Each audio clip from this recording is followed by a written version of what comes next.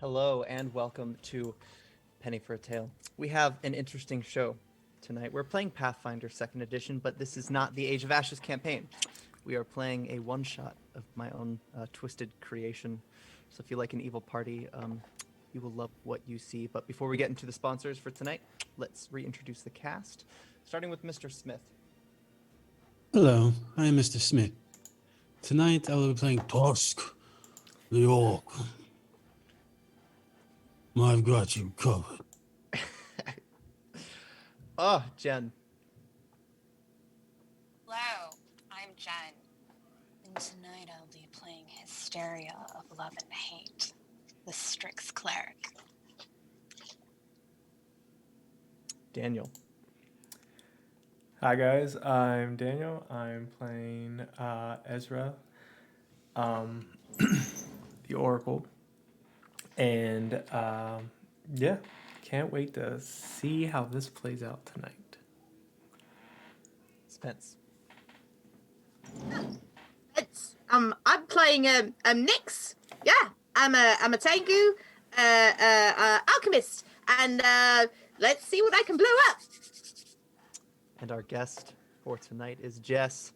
She'll be playing Andromeda. This is my first time ever doing this, so thank you guys for popping my streaming cherry. welcome. Oh, baby. I can't promise this is a typical game of Pathfinder, but what I can promise is that this is a typical game of Pathfinder. It'll be great. By the way, if you like what you see, I don't have my sponsorship stuff already, but this is Fantasy Grounds Unity. We use it for our Pathfinder 2nd Edition stream tomorrow on every Sunday. If you are trying to get into gaming remotely, I cannot recommend it enough. And it is more than just Pathfinder 1st and 2nd Edition. It has any D&D edition that you want to play, plus a bunch of other games. Just go to fantasygrounds.com and check it out. And then our music is Rock Narden, and our ambience is Michael Gelfi. But I guess we can't even pick up where we left off last week. So how about I just describe where you guys have been sent? I take it the phonograph had reached all of you. You were sent, some of you sent, to the city of Segada. Some of you lived here, though. Your instructions in the letter attached to the key tells you to meet at Bizak's Bounty at noon every day until all of the keys have arrived. For some of you, you must have been waiting weeks or months, but on this afternoon, the 5 keyholes finally each have a corresponding key. Anything you guys want to do before you head to this tavern in the middle of town? Have we all met yet? You haven't. Mark them. Would I have like had to close down what I was doing, or Do you have an assistant? no? Can't trust no you'd one. have to close. You'd have to close down. Probably not for long. It's just across town. It's near the northern stacks. So Right. it should be quite easy. All right. But I take it you probably arrive early, ahead of lunch. What about you, Jen? I would have been tending to those who were seeking enlightenment. Depending on your definition of enlightenment, I think you would find some patrons. They're cautiously optimistic about what you have to serve. But suddenly, newcomers in town. Tusk, Andromeda. Ezra, have you been staying in Segada lately? Did you have to travel to get here? It depends. Where was the doctor last? You were his assistant here in Segada. Yeah, so he would have been here. You've just been waiting a while. People would show up, but it didn't look like any key holders were here. rumors in Bizak's bounty about a strange lockbox appearing in the center of the lower floor. Nobody knows why it got there. But your guess is that it's connected to the keys here. You possess one of them, and you've seen some people creeping around, looking, seeing if anyone else shows up, and today's the day. You hear talk, an orc and a human arrived in town. You don't get a lot of travelers. This place is landlocked, so it's hard to reach. It's quite a trek, and it's intercontinental. It is a long way to get there. We'll put it that way. I'm not going to say just how far, but you are far from home if you're born in Avestan. Suddenly, coming down the stairs, Tusk, Andromeda, describe how you look. Tusk, please. Tusk stands about 8 feet, give or take.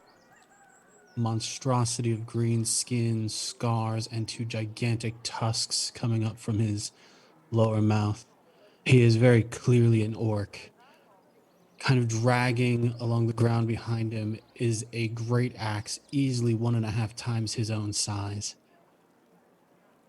As he maneuvers his way down behind this human, easily half his size. Benny, go ahead. Andromeda is 5'5", unassuming frame, black bob, and one hell of an RBF. You can just tell she's got this air of pretentiousness about her. She's mildly pretty, but she's carrying a crossbow that she calls bougie, and maybe just not one to be messed with. Ezra, what are you doing in this tavern? He is sitting unnervingly still at a table. Just kind of like hands folded in his lap, like poised. You'll be the first to see them coming down the stairs from the walkway up above. Describe what you look like. So Ezra is smaller framed. He's probably only about 5'6", 5'7". Very lean build. He's got a scarf that probably comes up to about just below his nose, wrapped around, and a scar over his left eye in a kind of crooked, jagged hook. And he's got 2 different color eyes, fiery red hair, and it looks like tattered clothes that you can kind of see a inky black movement under his shirt. Excellent. Hysteria, you might know Ezra. Ezra, you know Hysteria. I'm not sure what you guys' relationships are. There is some overlap there, but you never really worked together. You both knew the doctor quite well, leading up to his mysterious disappearance. But nevertheless, you've stayed in town. Maybe you don't interact much, but you recognize each other here as you arrive every day waiting for this lockbox to finally open. Suddenly it looks like 2 strange outsiders. It's a good shot. But Nix, what are you doing here? Well, I needed a break. I needed a break from my alchemy stuff, my notes, my research. I needed a break. Needed a break. I'm turning into Rain Man. I don't know what's happening. Just go with it. Tusk, about 10 feet from you, straight ahead, there's a basin in the center of the floor, covered in soot. You like to think it's maybe a fire pit of some sort, but dropped right on top of it, on a pile of ash, you have a cylindrical metal contraption. about 3 feet tall. Small keyholes along the rim of it. It's been a long time to get here, but looks exactly like what you were seeking. What do you do?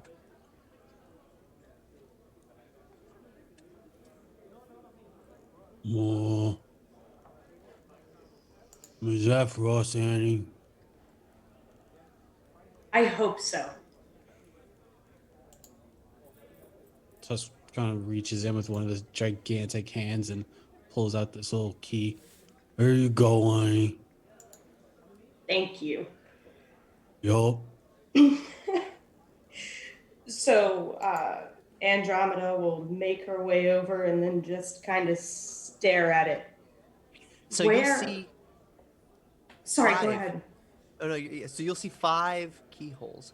Your key is a shiny crimson color, and there's a corresponding keyhole. There's another one, sapphire colored. Your friend has a key that matches it, but there are 3 additional keyholes. Oh, you have got to be kidding me. It's broke, Annie. It might as I well can be. fix it. Please, have a go. I don't know that you'll be able to beat your way out of this one. This- Tusk will Now- walk up and start like hand picking up the box and shaking it. Okay. I was kidding. Please put that down. I think we're looking for somebody. Now, Oh, Nyx. all right. Sorry. Puts it back down. Nyx, Hysteria, Ezra. Perhaps you don't know all of the keys are in this room, but you each know you have one of the keys. A green one, a yellow one, and a purple one. 2 people have approached with 2 of them. So you each can account for 3 in your head. It's 5 needed to open it. Do any of you interject?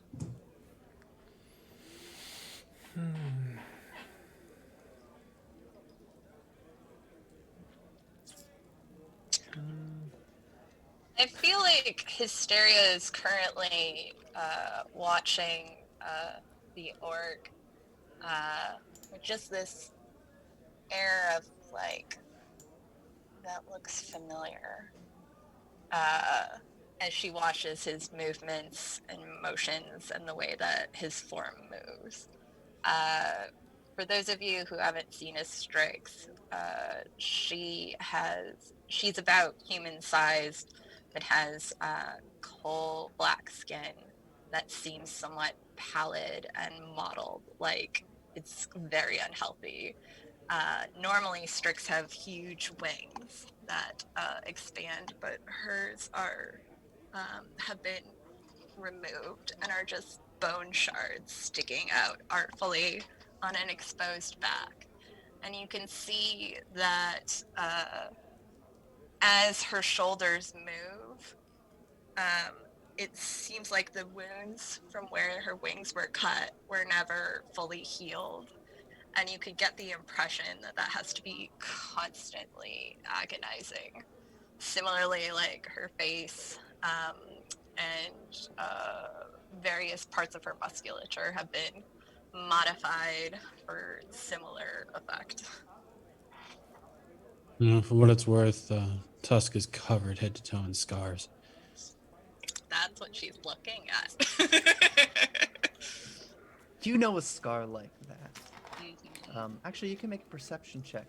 Okay. If you would like. I would like.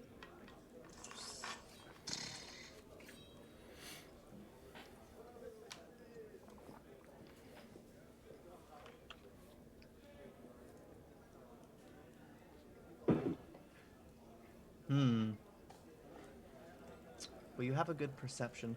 The scars seem familiar. There are many ways to deliver a scar. These ones seem malicious but precise. At least to you. So I feel like she would take this opportunity to stand and gives a nod to Ezra before walking towards the orc to just look him over casually. She has very large owl-like eyes that don't have like the pupil fills the whole eye, and her movements are very much in that owl way where she doesn't necessarily turn her head so much as her body to look at things. I sense his influence in you. It is so unrefined, but exquisite. Oh, Manny, I think it's talking to me. Annie will whip around so fast and look dead in this creature's eyes, a little bit startled, and then immediately say, "Oh my, you look like something I would draw with my left hand. Can I help you?" Are these keys yours? God, I would hope so. They were delivered to me. You would pull one of her own. Ugh, great. I didn't really feel like sharing this pot. That's assuming that it is something meant for one and not just an experience. Okay, I like the sound of that less. Tusk, maybe we should back out of this one. All right, we can do what you want. Do you know about the other two keys? He would look at Ezra just expectantly. He'll like, he's been staring at the three of you like since Hysteria approached, and he just kind of sighs as he gets up. You both can make perception checks to look at Ezra as he approaches.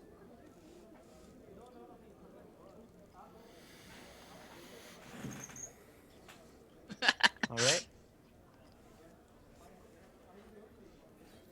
Jesus. Oh. All right. So that's fitting. That tracks. You know, the bonuses would have carried the abstraction of that outcome, but you guys just really nailed it yourself on that nat 1 and nat 20. He looks exactly as he described, a living enigma. But go ahead, Daniel.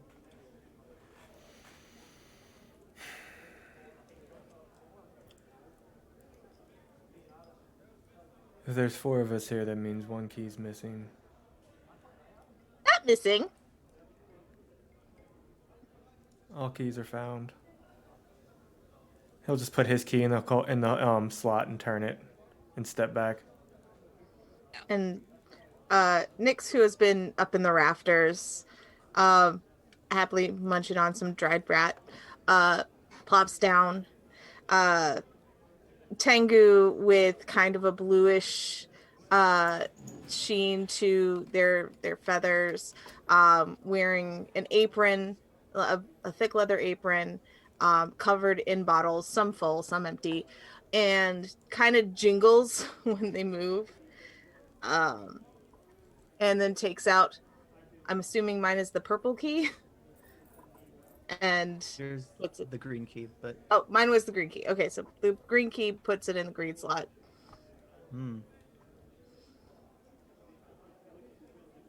If you all comply, that makes 5 keys then, huh? What a merry band of misfits. But she would absolutely put her key in there. And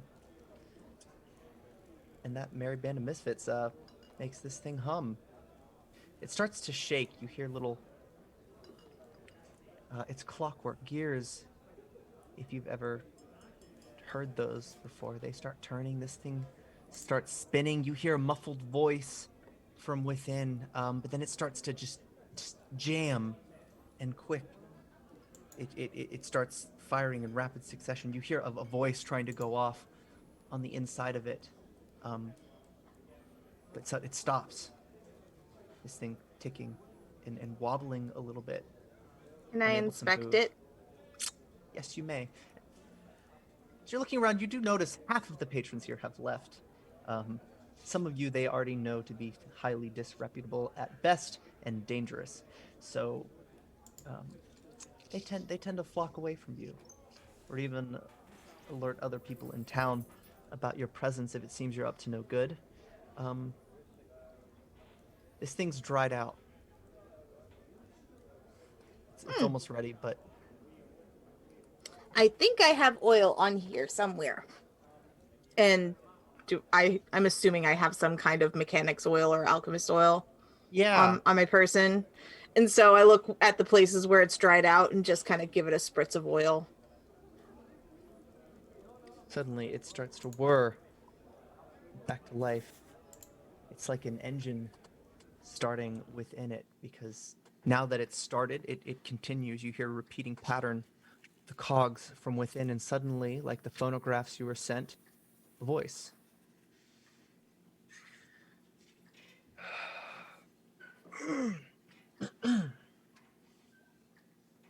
Hello. I trust you have received this well. I've gathered you here because you've helped me to realize my potential. What you must do now is find my office. I've left this somewhere where it is not safe, somewhere you could find it. The 5 of you are to meet at my office. Make haste. And then it winds down to a stop.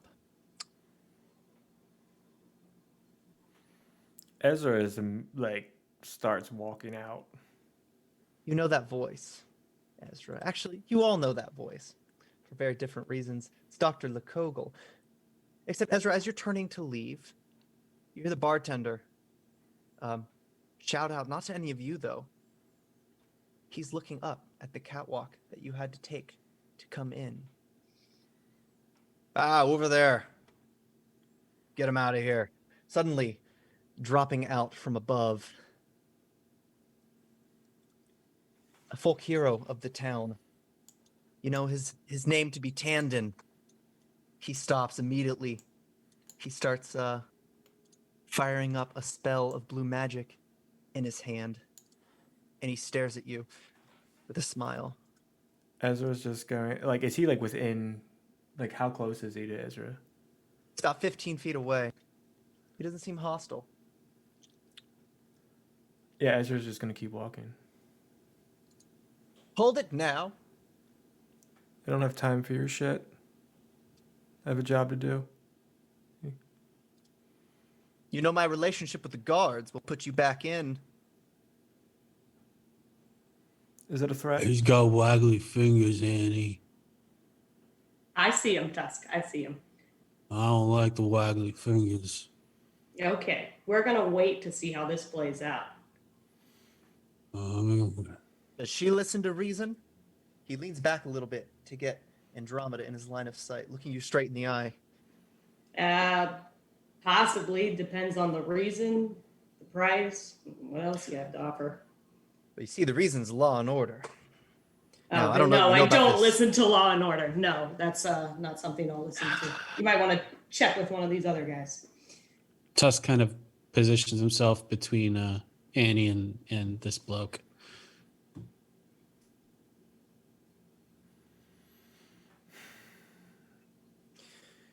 Might I ask then, where are you going, Ezra? None of your business.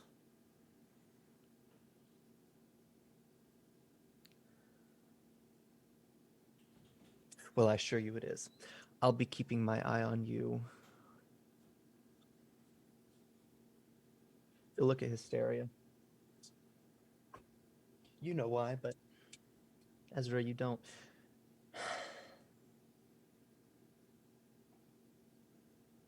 The keys, then. What are they for?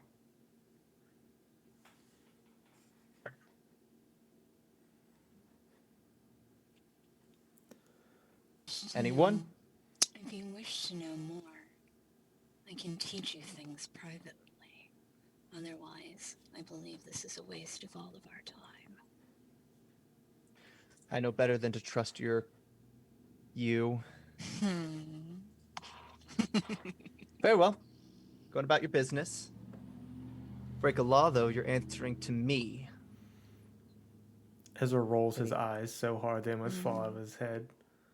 He heads over to the bartender, telling him there's nothing to be worried about. Nyx will go up behind him and say, "You still owe me for the healing potions.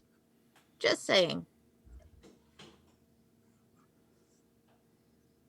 I'll have it out to you by the end of the week. All right. He looks a little crestfallen by that. But he goes to reassure the patrons of this bar. But where do you guys go in the city? I go back to my place. I go to Alright. the doctor's office. Yeah. Yeah. My place is right next to the doctor's office. I'm taking Tusk by the hand and following Ezra, who looked immediately like they knew where they were going. Oh, Yeah. Ezra would have taken his key back as well. Yeah. Good call. Yeah. I figured on that one. It's an uphill battle to get to the northern stacks, but it's not a long trip. Right off the coin road, you arrive. He's got a little tower. It sits on the top. You get a pretty good view of Segata from there. You don't get a good view of the waterfall, which is the best feature of the place, but you see the rest of the beautiful town, 20,000 strong. As you arrive, only one person knows how to enter Dr. Likogle's research tower, and it's been the person who's been tending to it since he left. Ezra, you have a key. He opens it up and then just kind of walks inside. So you notice some guards are staring at you as you open it up. And as you're looking back, you also see you're being followed.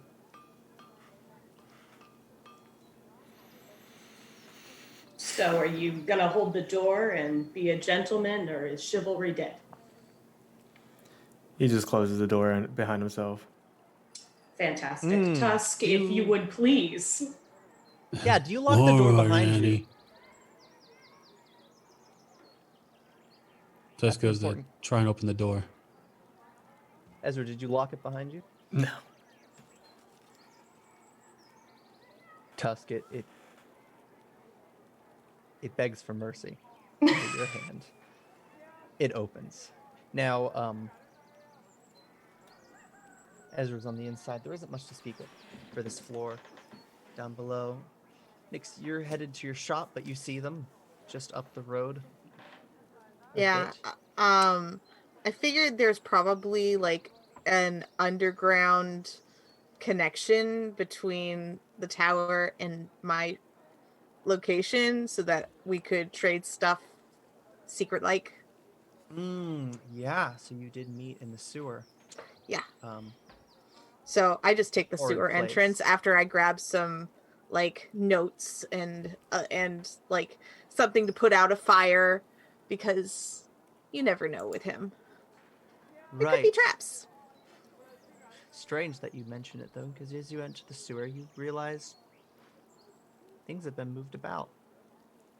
Everything's my set shop? a certain way. No, in the sewers, the room that meets up to Dr. Likogle's study, it's been tampered with. Oh no. Yeah.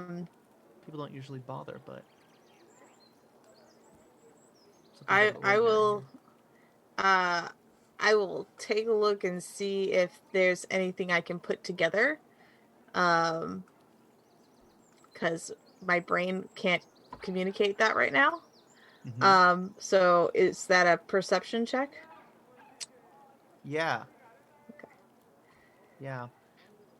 In the meantime, Tusk will open the door, sort of work himself into the room and check it out.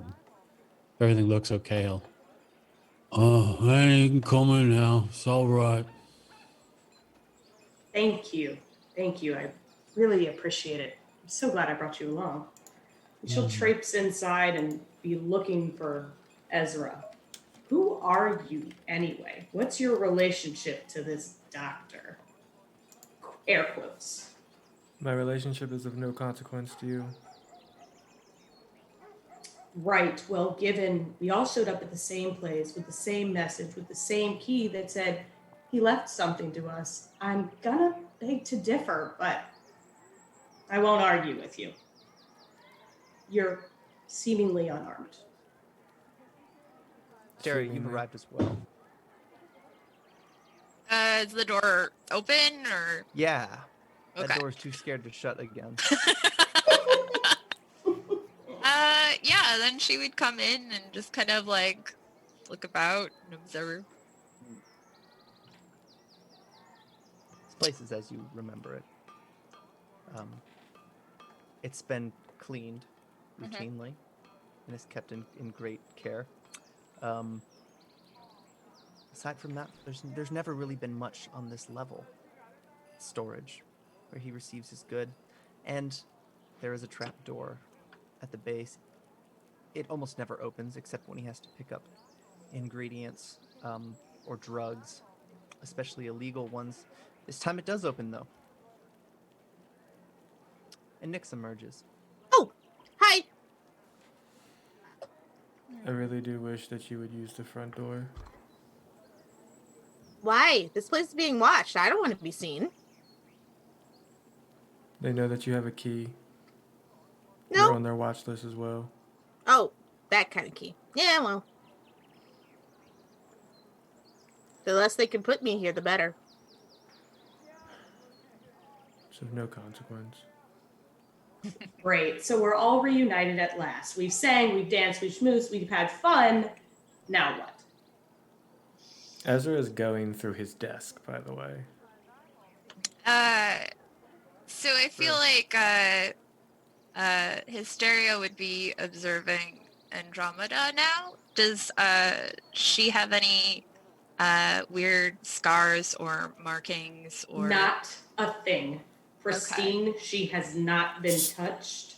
You assume that's because Tusk has made sure of that. Yeah, Tusk, how do you react to this inspection from Hysteria? Is Bird Lady coming at her? Nope. Just observing. Is Bony Lady coming at her? If no one's coming to her, Tusk just watches.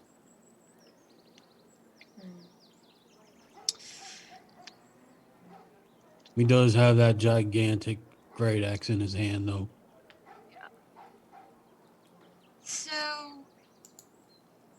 Ezra was the caretaker, and this one, and she looked towards Nyx, the supplier. Oh, finally, some answers. This one, she would look at, sorry, Smith, I can't remember your character's name. Tusk. Tusk, okay, sorry. She'd look at Tusk, that one, a project.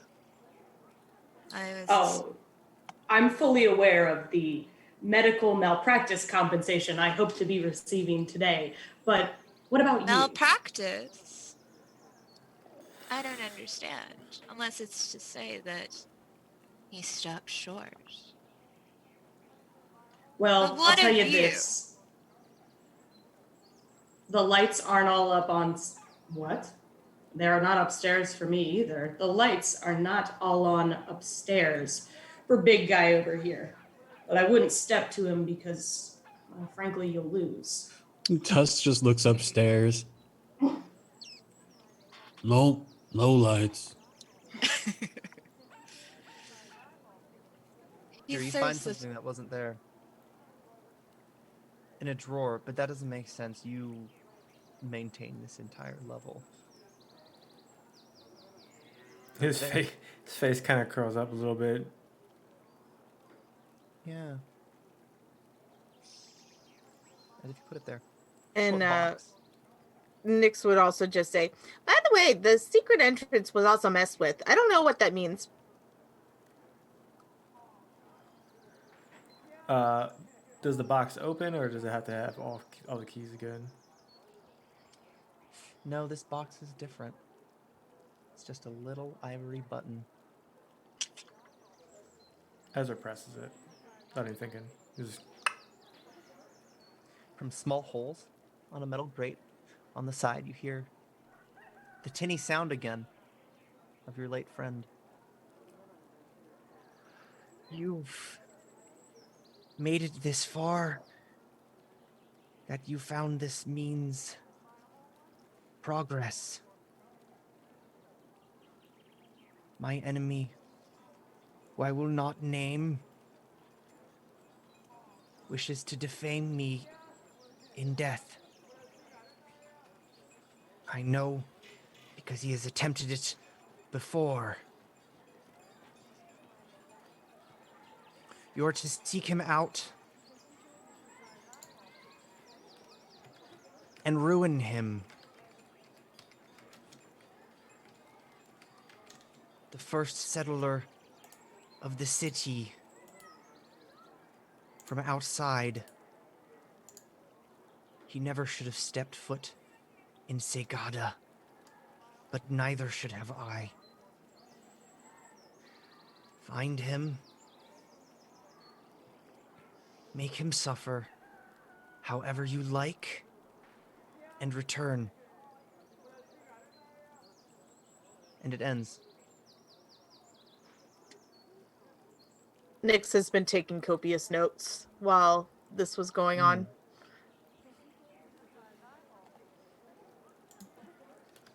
Tusk is just watching everybody. So, find the first settler of the city, make him suffer. Easy enough. But who would that be?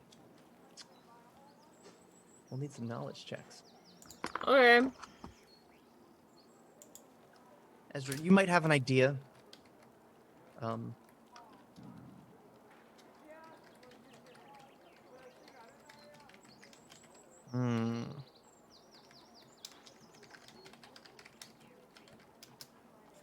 Nyx, Sorry. you know it.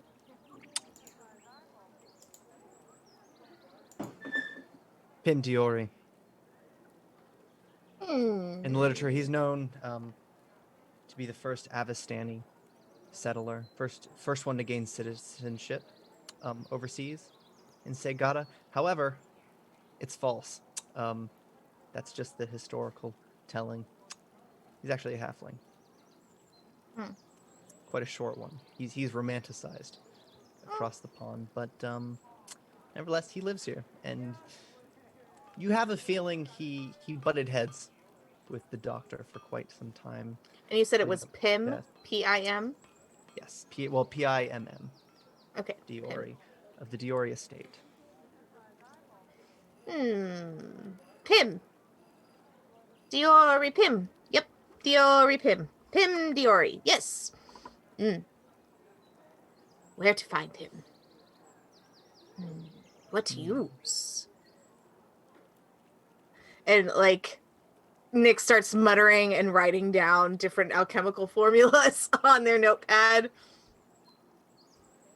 Ezra opens up a drawer, which looks like it's seemingly in the kitchen, and he just starts grabbing things out. And as he turns around, he just starts walking at the door. You can acquire me the bodies of 3 men about age 19 with pale hair, I will give you the answer that you seek. There's no time. Hysteria. Take me there. I need to see the auguries first. You know he does not bestow gifts without pain. I suppose... Ezra will hold out his arm and drag a blade down it. He's like, there, pain accomplished. So I feel like she would like look at his blood idly.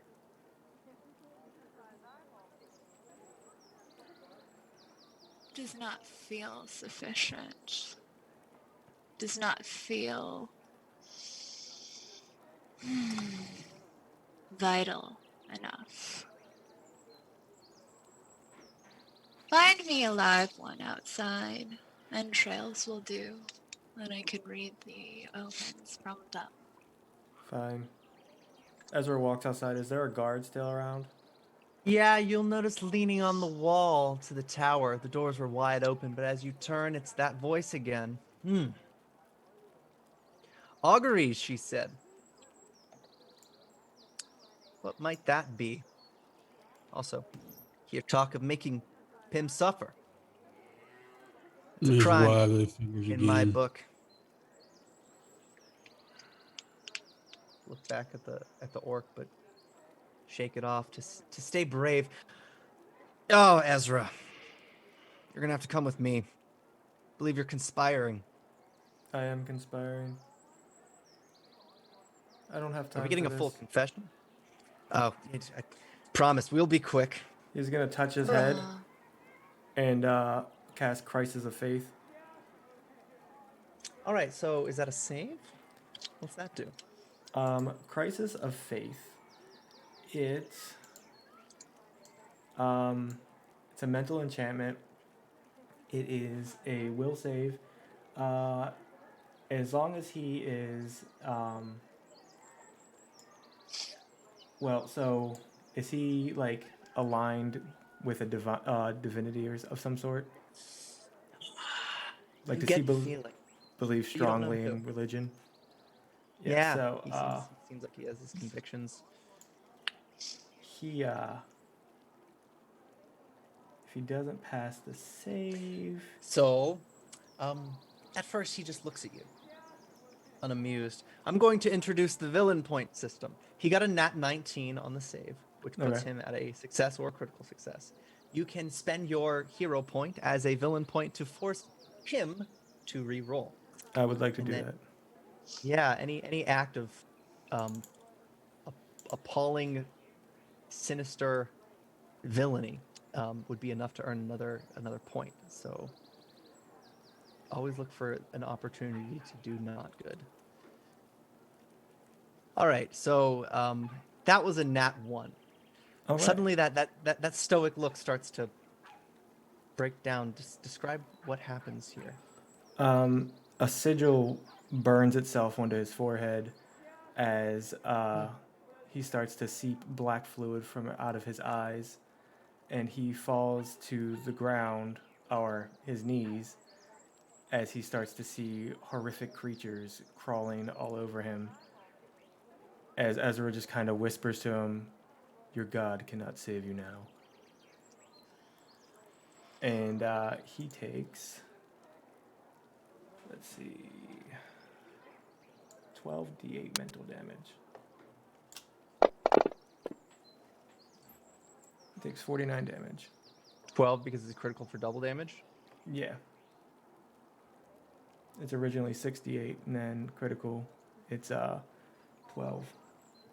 Also, he cannot cast divine spells, and he is stupefied for 1 round.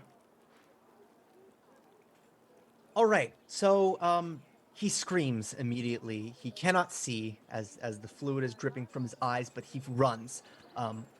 Little does he remember there is a chain? small cliff. Chain? You would like to chain him? Yes. Yeah, go ahead. Okay. Where is he on the thing? There he is.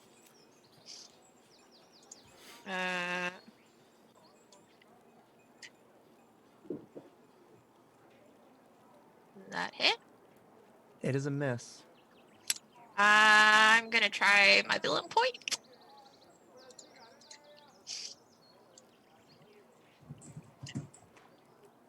God damn it. Oh well. He's gonna bolt for it, but top of Ah. initiative, Andromeda. This person seems alarmed. You know a situation like this. When it starts to devolve, it ends up with a lot of people dead or you in jail. Or somebody you know in jail. So what do you want to do here? A law has been broken. I love breaking laws. Hmm. However, I didn't really break this one. This feels like somebody else's problem. You can She'll throw look them up under to the bus. Tusk. Hmm. Hey guy, this really seems like maybe a job for you. We want Waggly Fingers dead. We need him alive. No, Tusk, alive will be fine. Maimed, if you'd like, but I need him to be able to talk.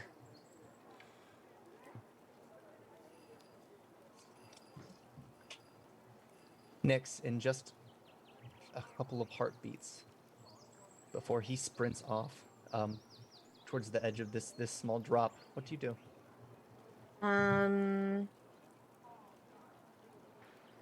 I creep back in the house so as not to be seen. Make a stealth check. Because I really didn't step outside with Yeah, and everybody else. if you head back into the sewer, Yeah, it would be as if you're not tied to this at all.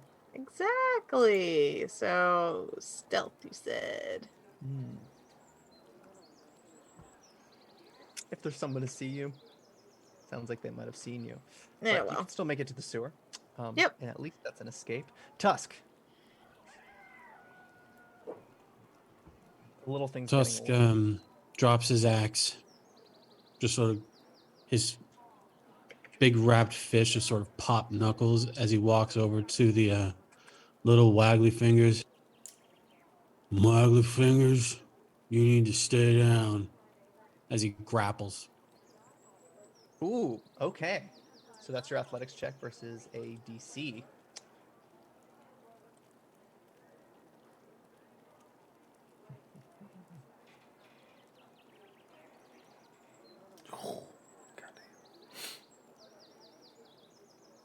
Oh, you've got him. I was like,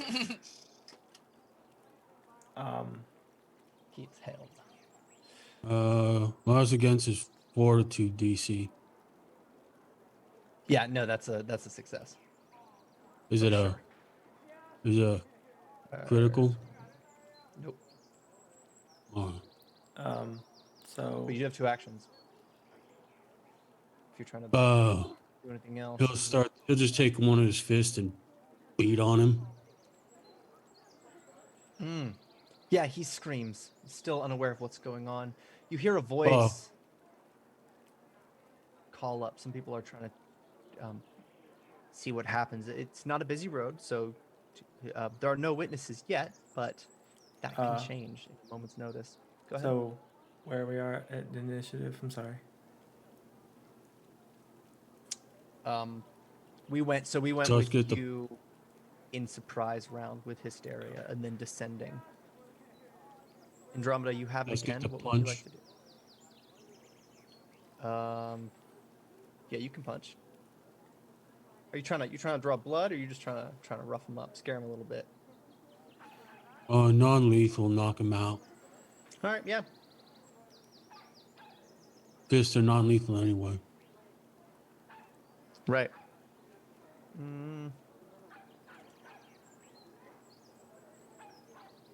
Oh yeah, you got that punch.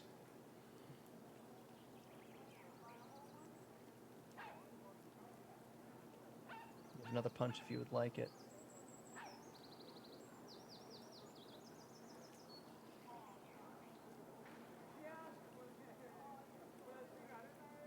both hit.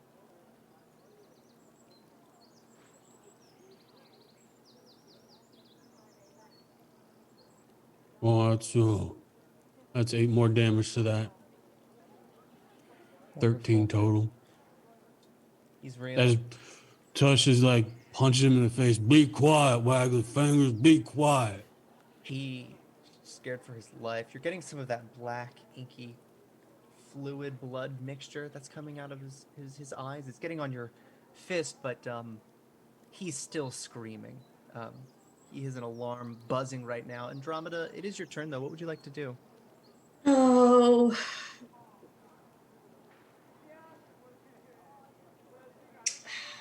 All right, move over, Tiger. Can I cast Charm? Yeah, you can cast Charm. See if my bedside Yeah. manner does anything for me. Can I He's get making a a- target? Yeah, here. You should be able to see that. Letter A on the map there.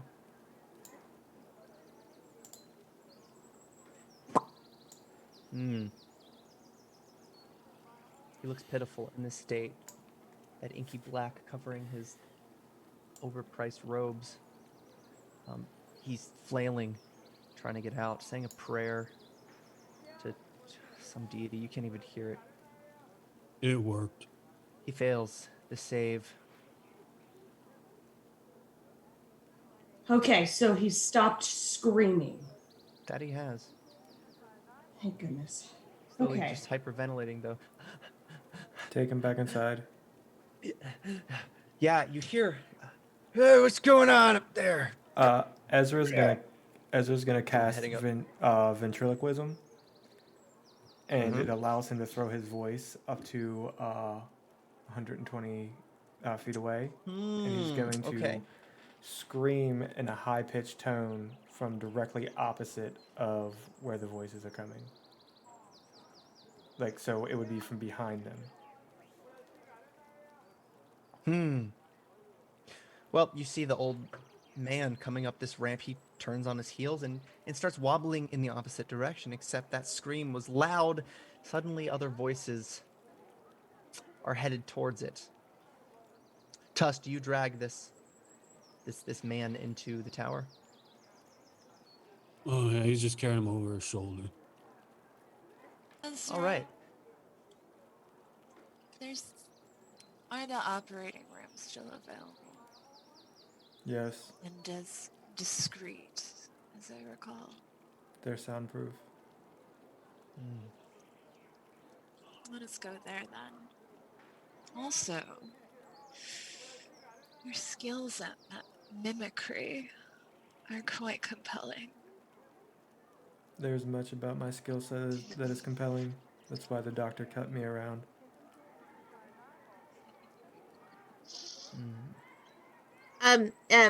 Do you, do you plan to do stuff to his brain? I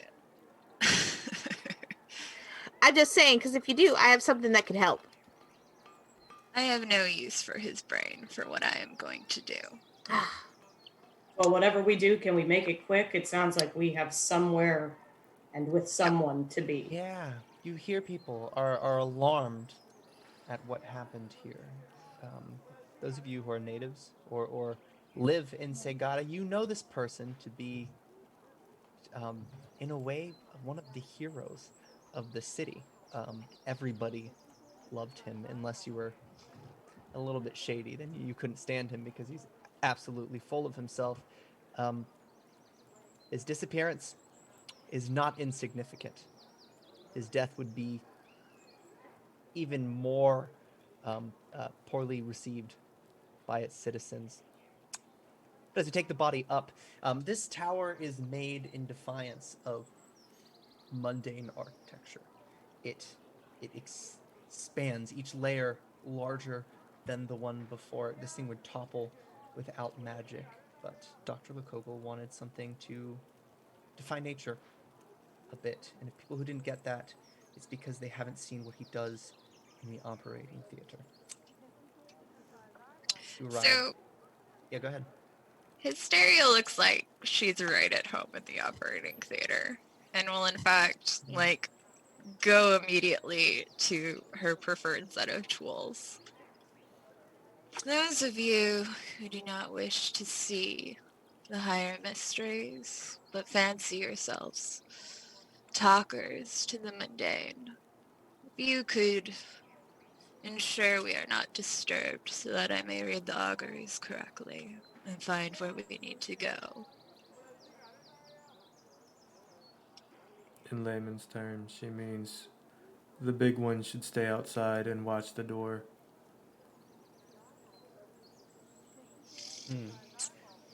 Actually, Big the one big still one. has the body. He would Tusk. gesture to one of the tables. Or I should Right. say one of those like things where you can hang somebody. Yeah, I mean, there's a tool for just about anything in this place. And several tools for removing stains because those keep cropping up. Tusk, you notice something. Obviously, you've been here before. You remember it well. But the drawings. Make a perception check. Actually, all of you can. There are some charts about anatomical figures drawn by Dr. Likogle. If you're weak-willed, the memory of the doctor is profoundly disturbing. People cheered when they heard of his death. They wanted to see the body, but there was no body to be found. Anyone that would try to poke around and figure out what happened would go missing, so people stopped asking. Some people think he's still alive, but I get the feeling he would be playing games like this if he still were. Those drawings, Ezra, you don't notice this, but you do know this. You were there for it. Those drawings are of Tusk. Muscle fibers, joints, ligaments, inflamed eyeballs, cranial diagrams, things that you would imagine are part of an autopsy.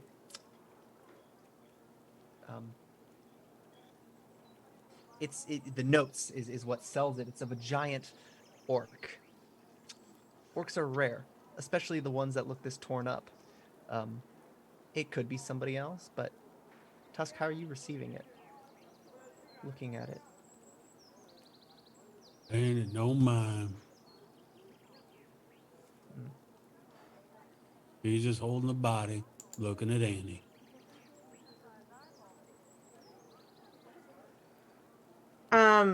I would like to go to the roof of the tower. Yeah. And take one of my fireworks that I probably would have stored either on my person or up there, and shoot the firework off in the direction that the old man was sent, just to kind of have it go, have them not come to the tower, but like go toward the cliff.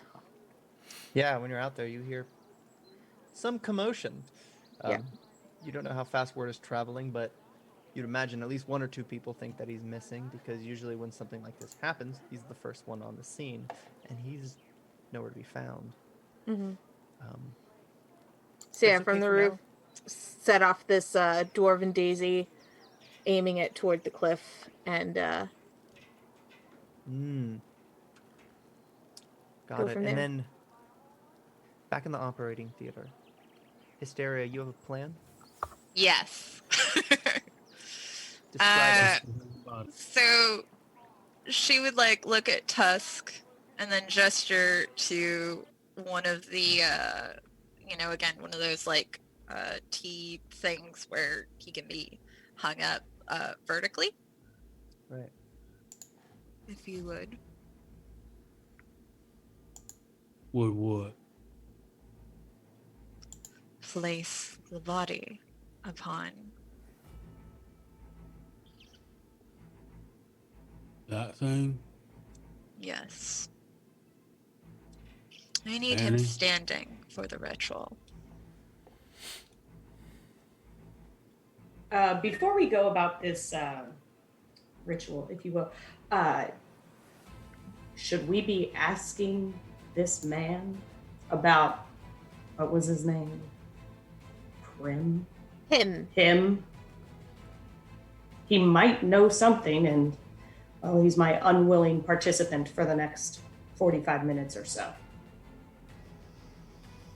Seems calm. He's hyperventilating, though. Still conscious. Unless Tusk does something about that. If you wish to speak to him in the mundane, boring No. way. I want to see his insides on the outside. That's the deal. Tusk is just All pouting right. like a baby. It's all right, waggly fingers. Give it a minute. Please, if you could make him vertical so that we may all talk to him. Tusk will pull him off the shoulder and just sort of hold him by the scruff of his neck, so to speak. I guess at this point, Hysteric will just take him and then hang him up where he's supposed to be. Yeah. Assuming Tusk does he let him go, or? Nope.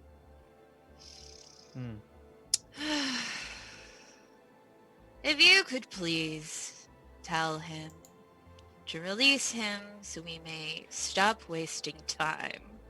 I'm all for not wasting time. Tusk, make him vertical. Tusk goes and places the little man in the harness. Sorry, waggly fingers. Good luck in the next life. So, Ian, will you allow me to get a little creative with the narrative? You take it. Okay. So Mysteria will begin by just lightly touching him upon his face as she very slowly and deliberately begins chanting in the prayers and the cadences of Zon-Kathon. The touch is almost loving and nurturing, which uneasily seems to put the hero at ease when suddenly she gasps in ecstasy as several large chains appear as if from nowhere and pierce every single most of the major arteries and blood vessels in his body. The wounds, though, appear to be superficial, but they are it is obvious that it's extremely painful.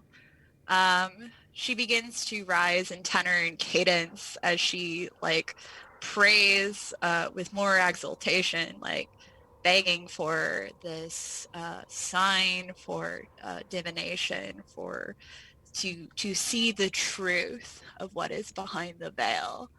And with a grand crescendo, she slashes across his abdomen, and his entrails come pouring out right before her.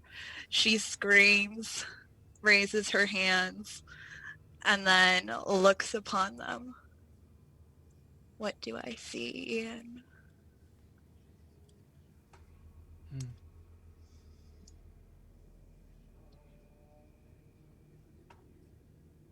You expected to see something. You don't. You hear. But it's not tinny like it was. It was the voice. The doctor.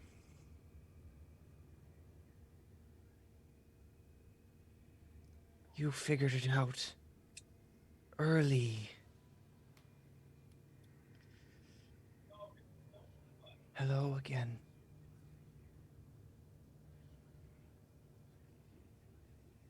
Some of you hear this, but it's garbled. Words backwards. but you can make a perception check if you're trying to piece it together. I can't recall if it was you who did this to me, or if I chose it myself.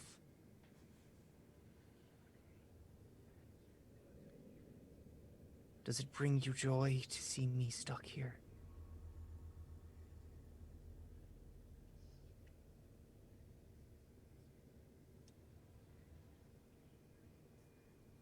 Ezra, Nix, you do hear it. You can make it out.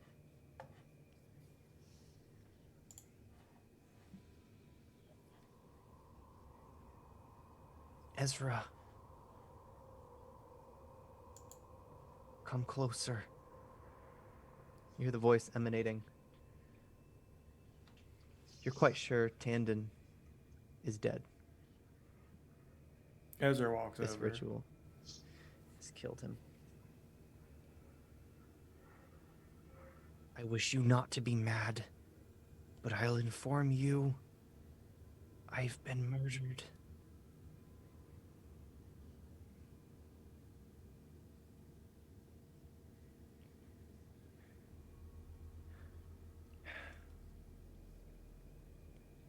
And it is someone in this room.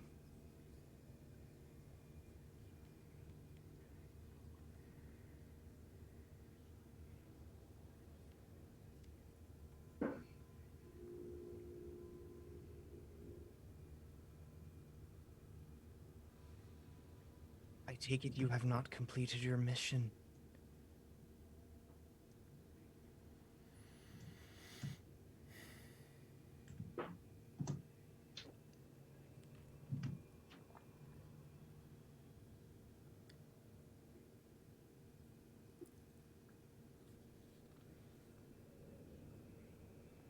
Oh, was that him talking to us? So you heard it, Nix, but it was to Ezra as he approached. Is he actually like initiating a No, conversation? yeah, well, you're hearing it, but it's coming out in such a strange delay. It takes you maybe 30 seconds to register what he's saying because he says it backwards. But it looks like Hysteria knows right away what he's saying. You're hearing just this voice coming out of the corpse of this Where hero. are you right now?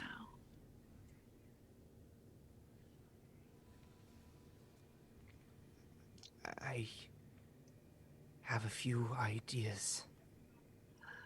I'm in my afterlife. I suffer torment. It's so dark. Is it as intoxicating as we dreamed? I imagine you'll be here soon enough. Hysteria, did you kill him? The voice fades immediately. No. I merely took him where he wished to go. I am but a guide. You know how it is.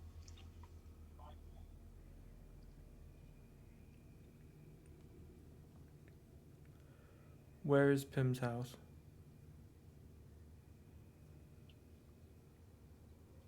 You said if I gave you entrails, you would give me Pim's house. Unfortunately, it appears that That this... wasn't the deal, Hysteria.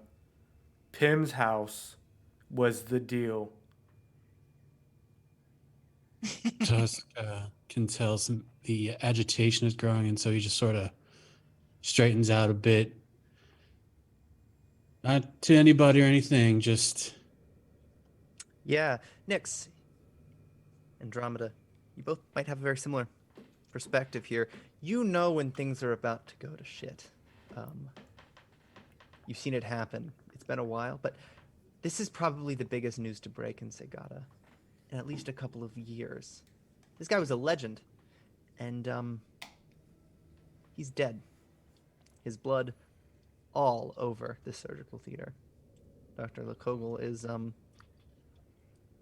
He wouldn't recover from this if you were alive, in terms of his reputation. And it's only a matter of time before people go looking for him. And remember the best place to look, the home of the troubled doers. What do you guys do? Well, I know a way to get out of here without being seen.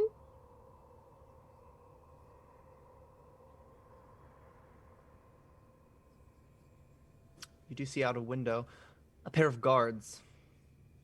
One elf, one human. They're looking about. You can tell it's no coincidence they're wandering towards the tower.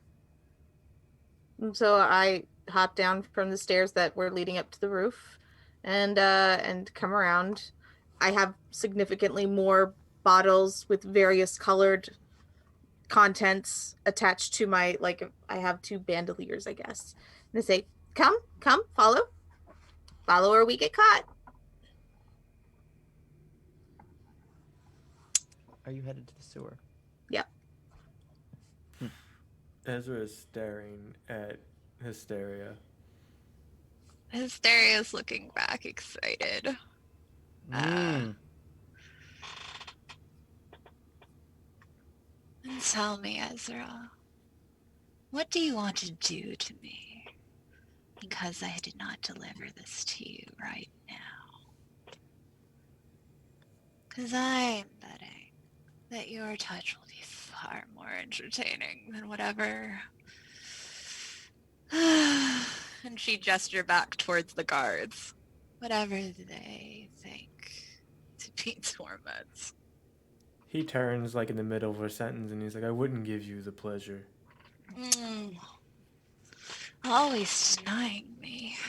So cruel. And she would follow Nyx. All right. What's the marching order? Heading down here. Also, I was going to ask, is everybody trying to be discreet here?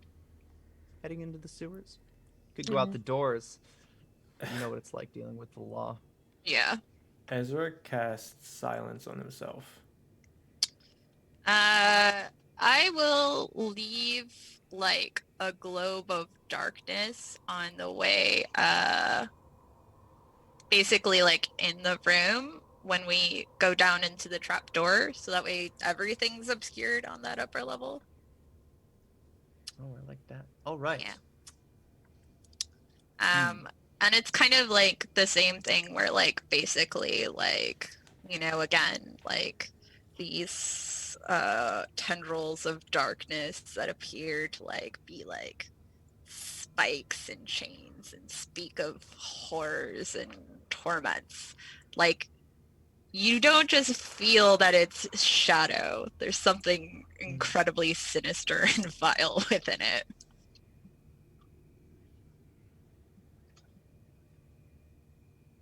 Even more so than what Dr. Likogle would arrange in life. This place seems haunted to anyone that would enter. But you don't find out whether people enter, because you're gone fast. Who descends first?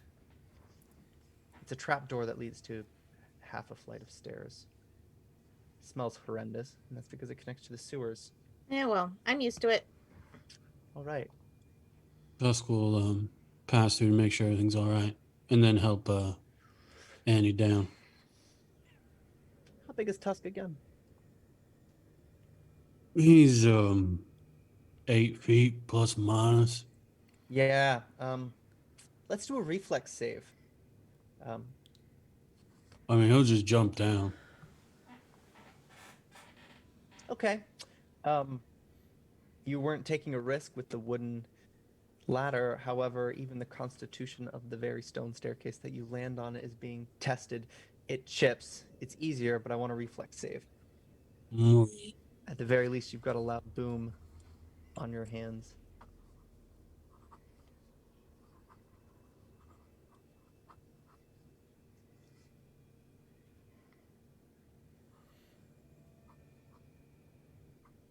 It's quite loud. The only person who was down there before you was Nyx. You did hear commotion, but they hadn't zeroed in on your location yet, because people don't usually prowl the sewers. Except now, with that small explosion that is a massive orc landing in an echo chamber of a sewer, they turn the corner on you. A guard and a man in leather, wearing a mask, some ceremonial piece. There's white hair coming down the sides of it. They turn. And they're looking at you, the 5 of you, from about 30 feet away. Each one a hand on their weapon. That's enough. This estate. Kogels?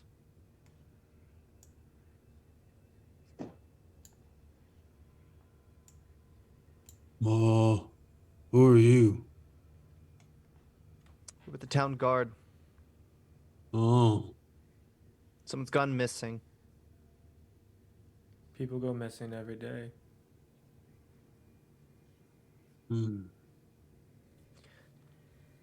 Excuse me. The guard will step out of the way. Masked man, he steps forward. He's got a rapier on his side. He's not armored. Just some light leather, half-length cape on one arm. This is serious. Everything's serious. Yeah, for you. Well, this is quite interesting. See, I saw you, Lot, in the tavern. Did you? Were you not? Or did you imagine it?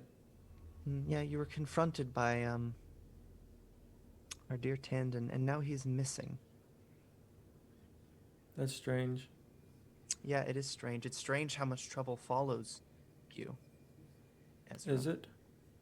Do you know of Tandon's whoring habit? How he frequented the Red District?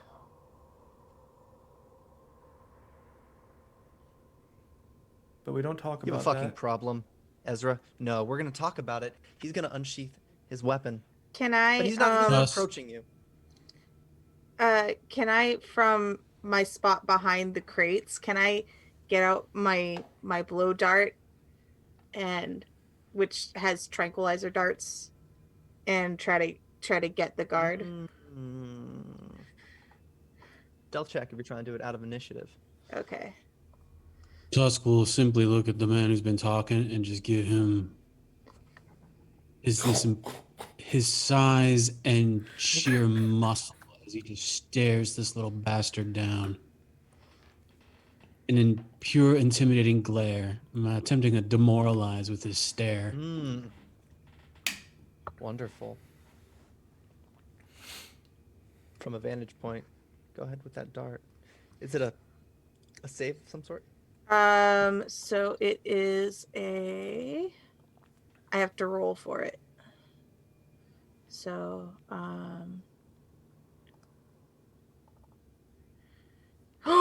no way!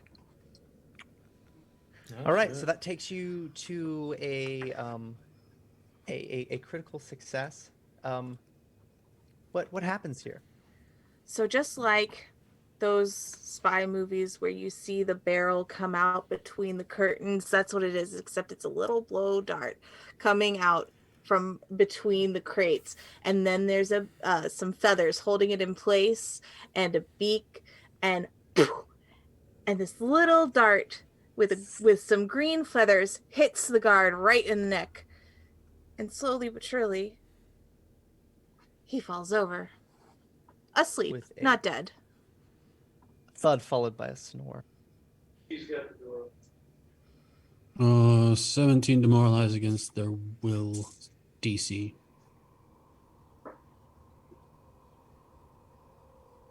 This guard succeeds. He doesn't step forward because he knows what that means.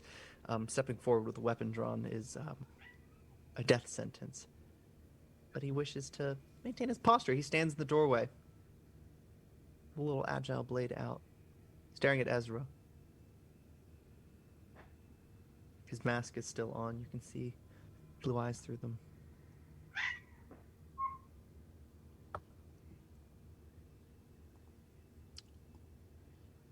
It's not too late. You can just tell me where he is, and we can fix this. Ezra stands a little bit like taller when he asks where he is. He's dead. He's not dead. I killed him. It's a joke.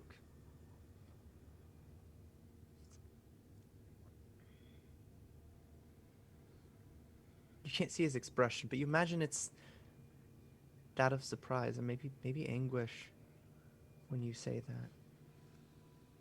This guard, I mean, this whole town has some history you don't understand, but you can tell there's so much more to it than you thought with this hero. The way that they're acting about his disappearance. People die all the time, but nobody goes chasing after someone in the sewer.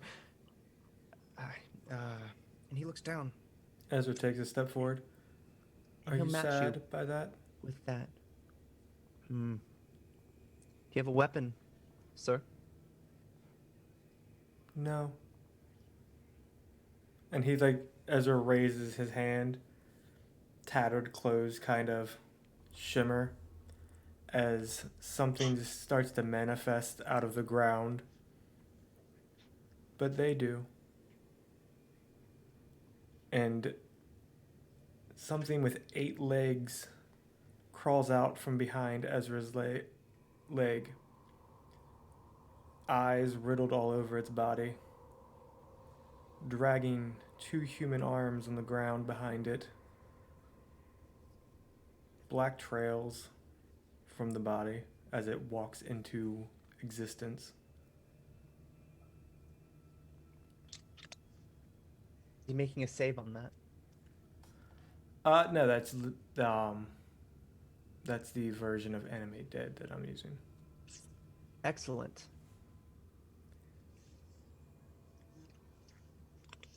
How about you fight me yourself, coward, and when I kill you, I'll give them their key. I don't know what they want from you.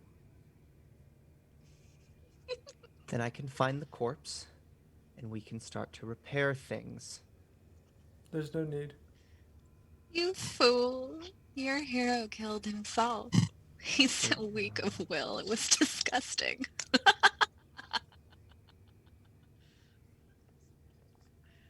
What did you say? I said he killed himself because he has absolutely no substance behind a pretty face, which wasn't very pretty. Are you crying behind look- your mask? He'll realize now that the guard is unconscious. Now he's pretty much outnumbered here, identifying everyone. He's gonna take a step back. Where is your hero now, little boy? There's only monsters here. Ezra's gonna try cast command on him. Okay. It's a will save of DC 21.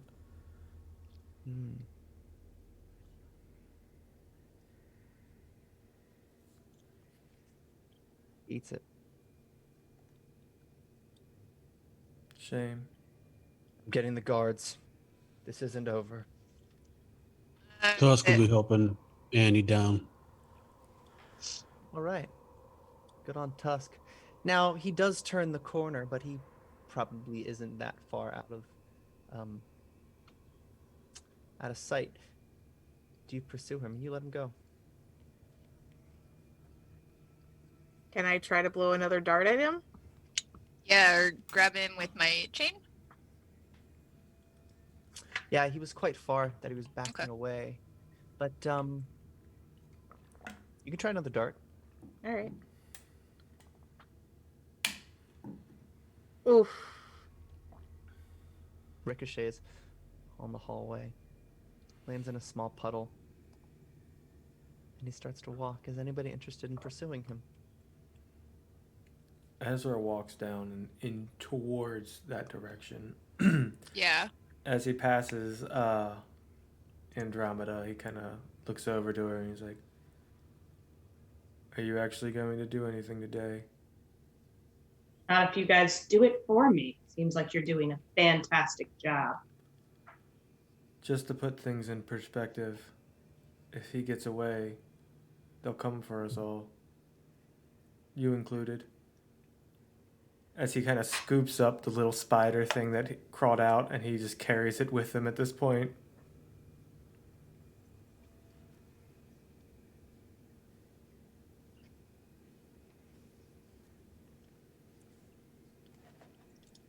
Yeah, similarly following. I guess I'll be like right here. So are you headed to follow him? Yeah. Mm-hmm. You want me to go get him, Annie?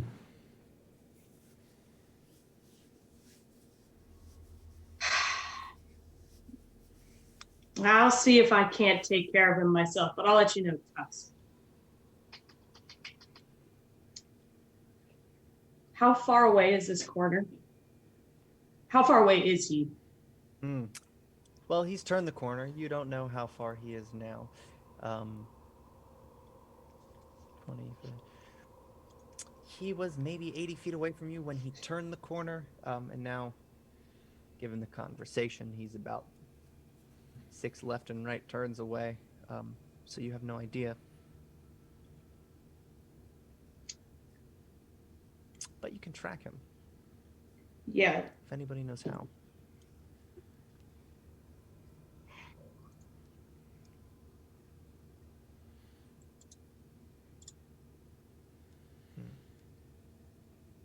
Survival, perception of some sort. Footprints are your best bet. Maybe sound. Additionally, Nyx, you know you could theoretically follow the sewers. It gets a bit tight, but if you're trying to head to the Diori estate, you could get here. You could get there from here. It's just the least pleasant way to get there by far. I don't mind. You know, that's where the doctor wants to go. That's for certain.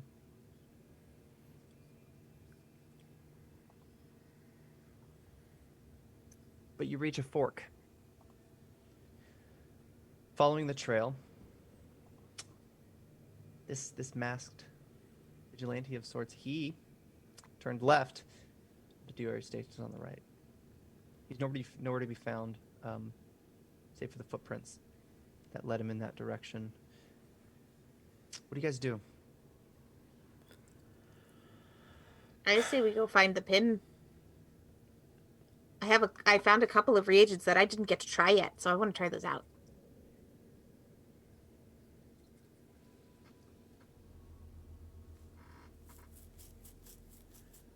If he gets back to the guards, then we're all dead.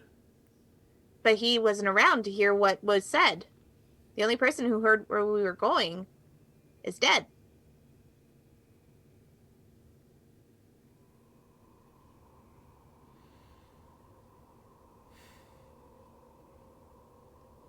Fine.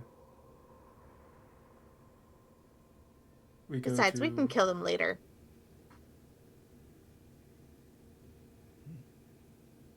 We go to the Pims. Okay, follow me. Waddle with my tail feathers.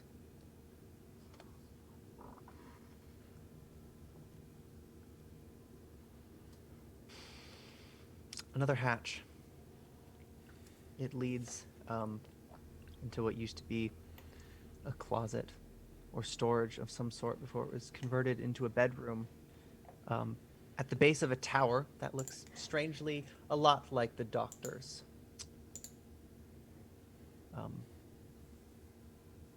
Takes you quite a while to get there, but once you arrive, you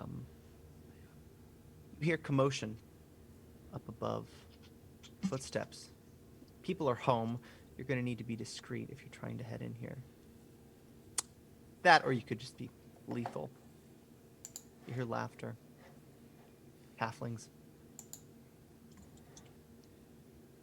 What do you guys do? I mean, I could burn it down. Should I burn it down, Ezra? I could burn it down. If that is the most efficient way to get in, and get to Pim. Okie doke. And I. Wait, Okay. Yearning causes chaos. If Pim is the objective, there's no guarantee that through the fire we would find. I mean, there are no guarantees either way, but sure.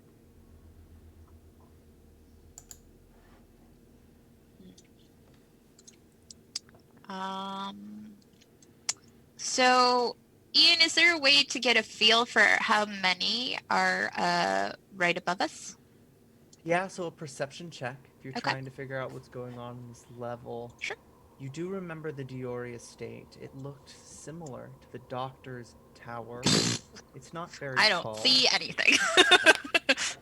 0 or 100,000 voices. You don't. I Yeah. see everything. All right. What to your elven I see? You can Right. see sound.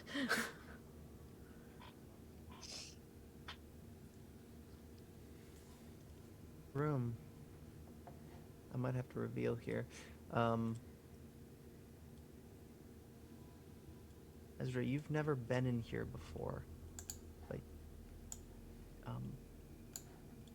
you know exactly what it will look like up there.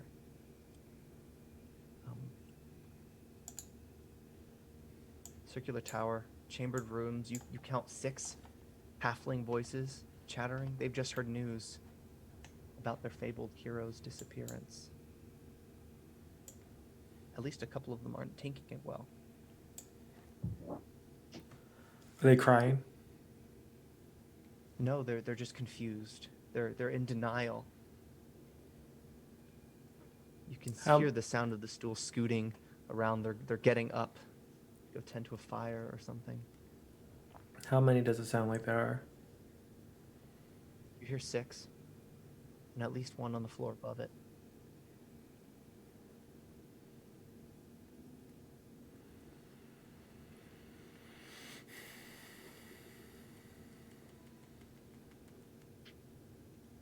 What are we doing?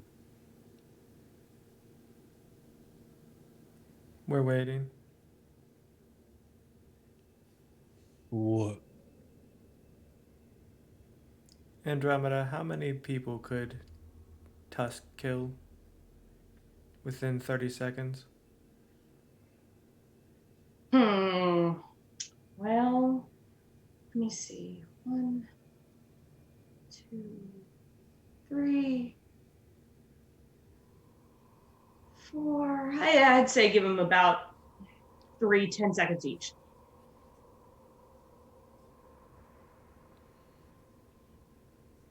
Then we kill them all.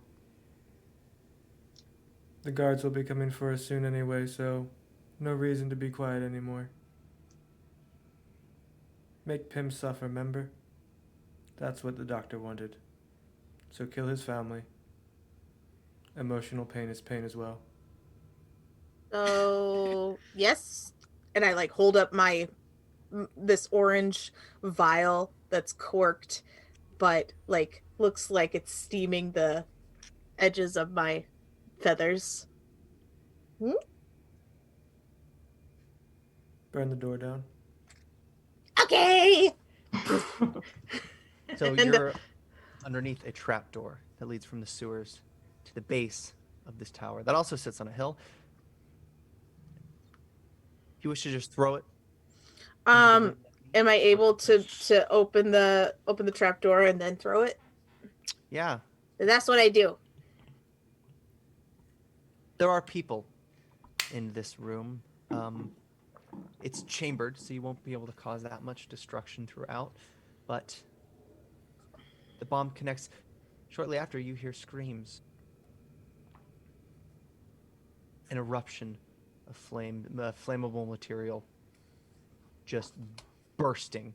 And now you start to feel the heat coming down from above. People running. Doors are shaking as people are trying to get them open.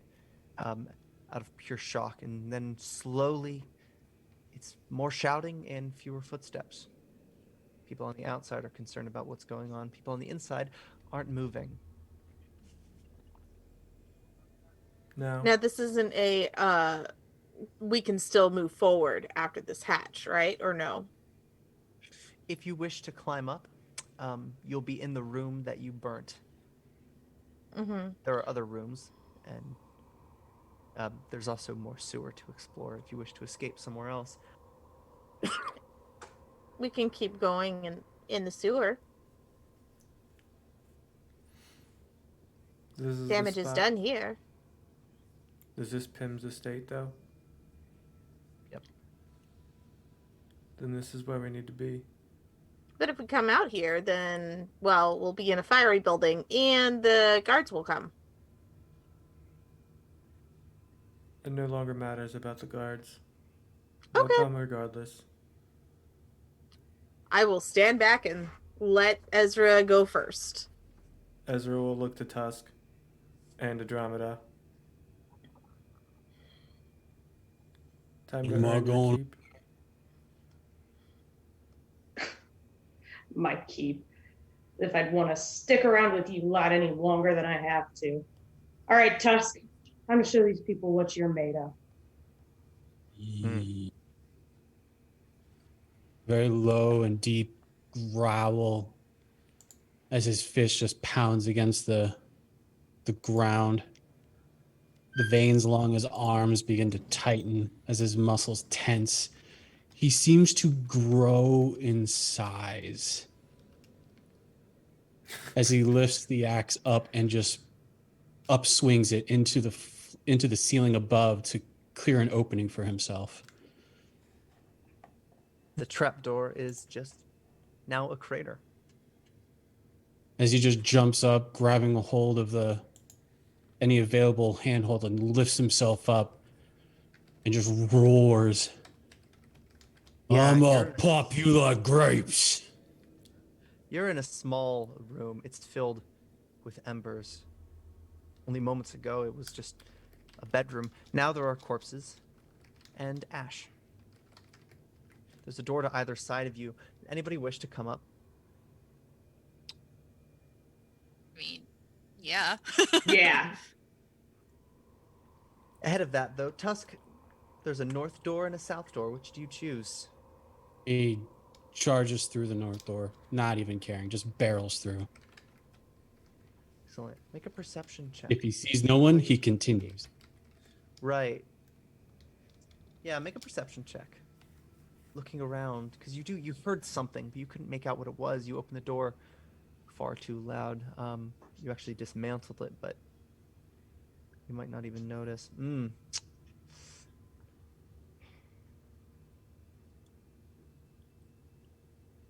Interesting.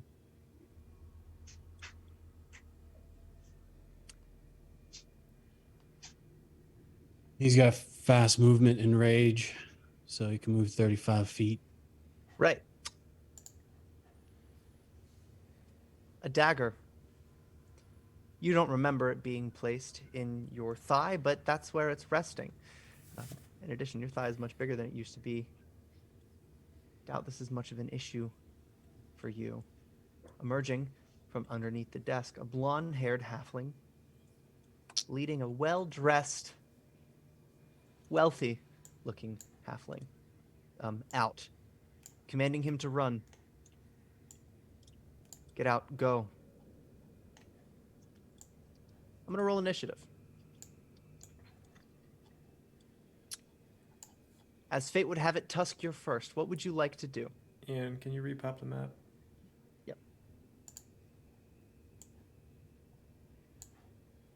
Can I get some targets? Yeah.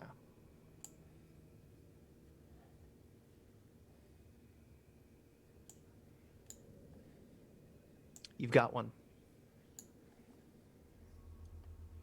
The halfling behind her, he's scrambling for the door to your right. You do have time to respond, though.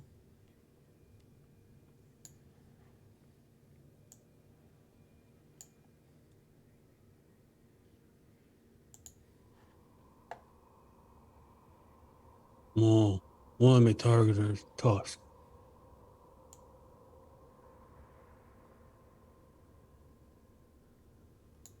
Tusk would do that. Just roll it onto the character in the combat tracker. Got it. So Tux lifts his axe up, as gigantic as it is, and just heaves it. And it's for a little halfling, it's probably a little frightening, but this gigantic orc heaves this great axe at the creature and just begins chasing after it right behind throwing the axe.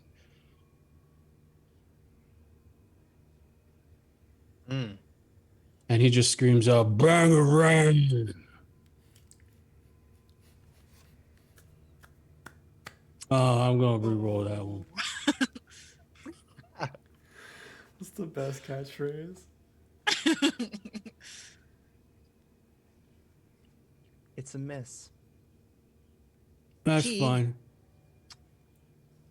She's unassuming, but the way she dodged that was incredible.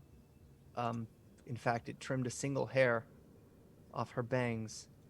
It was that close, but she didn't seem worried. Bursting through the double doors, the halfling. He leaves her with you.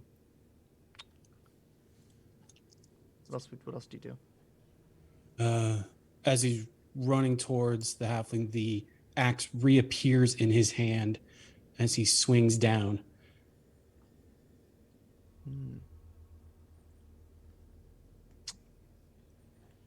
Go ahead. Oh.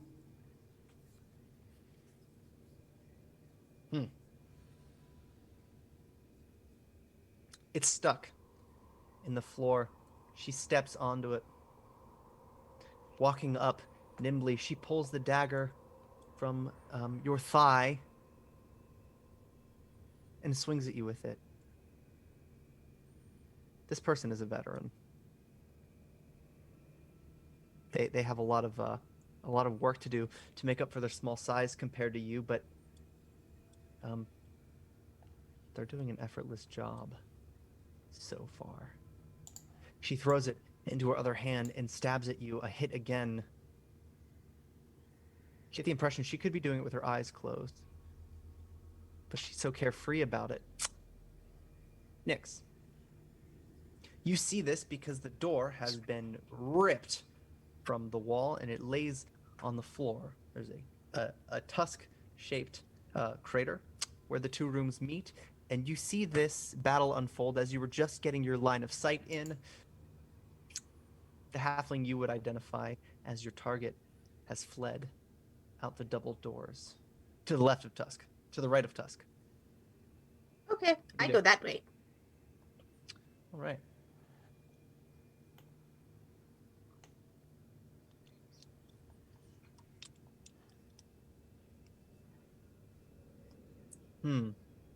The doors. You see people. You hear banging on the main entrance, the entryway into this this tower. People are trying to get in. They heard about what happened, no doubt. They probably heard the explosion. But you have a feeling he didn't go out that way. Okay. I am going to take the rest of my action to put a bomb of thunderstone at the door. That way the first person who comes in would activate it, and it would it would do that damage, which I have written down in case that happens. Perfect. Ezra. Ezra is going to calmly walk over, seeing the halfling tangling with Tusk right now. He will just kind of let the spider creature crawl off his body and towards them while he casts deafness on them. I think it might let me do it. All right, they critically succeed. So she is not deafened. Or they're not deafened, I'm sorry. Yeah, she stares and starts to count bodies as they pour in, namely Andromeda and Hysteria. But Andromeda, what do you do?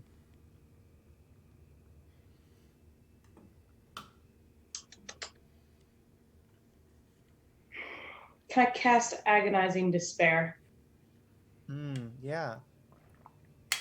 Goddamn. I'm forcing my amount of loathing for this young woman tussling with my caretaker.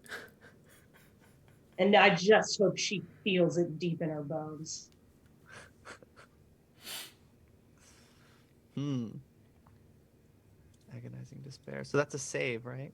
Mm-hmm. She looks. That's the second spell now. She says, standing on Tusk's axe. Well, I could shoot you if you'd rather, but you might have to stand still. Try it, sweetheart. Hysteria, what do you do? I am. You have listed a spell in here that I am trying to look up to see what it does. Imp string? It flat says it's unlisted. So I'm assuming that's one of your things. Yeah, I don't know it. Okay. Because it's not in the book, at least as far as I can tell. Yeah. Oh, Not here. I have Imp Sting Oh. and no spell check, but that is a 2-action spell. It is evil, and it targets a creature on touch range, and saving throw is Fortitude. And depending on the degree of success, it acts like an imp venom. Okay. So not that then. All right. So then, did Andromeda's spell succeed or no? It did not. Okay. Hmm.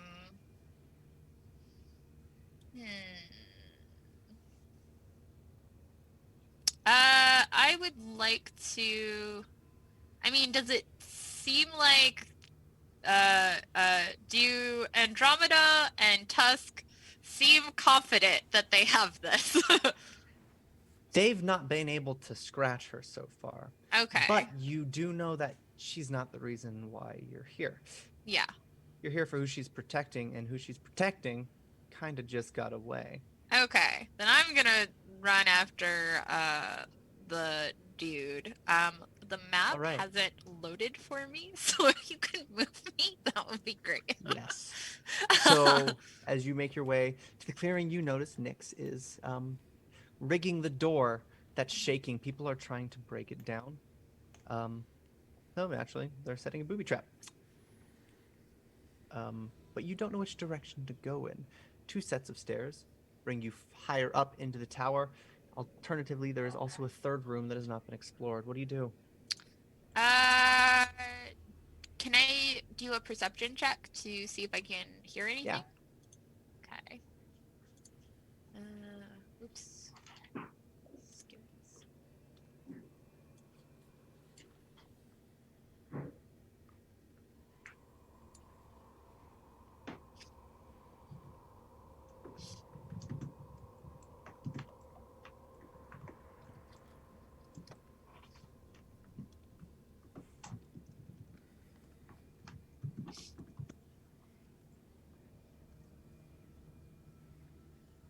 So, like, basically right now, she's just very still. As, like... Yeah. As the fire crackles around you and smoke caresses your skin. Yeah. Yeah. There's battle about. Yeah, but you try to isolate the sound of bare feet looking for a place to hide. You hear something, though. A small scoot. It's to your right. That 3rd room. Okay. I As go yet unexplored. that direction. Door feels barred, but we'll get to that Okay. next round. Tusk. This person's toying with you. Rinse and repeat. Maybe. She's hopped down. Give it a go. Roll it into the tower.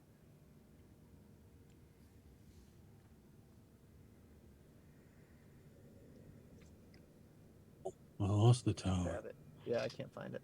Just roll it. I'll be locating the tower.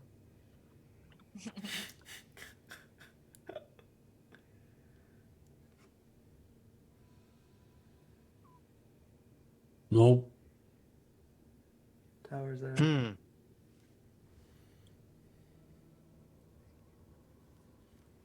Well, no. Yeah, you've got more actions, so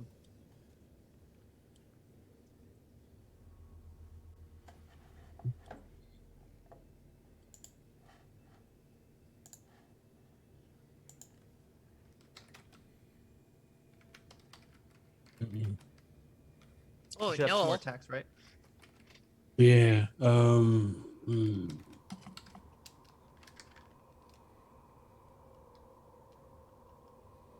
I'll try again.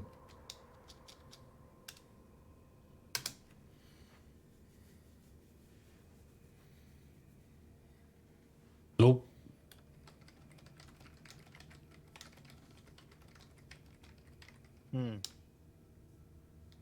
Nope. Each one a dodge. She dances around you, taunts you a bit between each swing. All right. How about this? She says, and she jumps up onto the desk. You go back down from where you came. All 5 of you. I take care of this mess, and I don't hunt you down and kill you.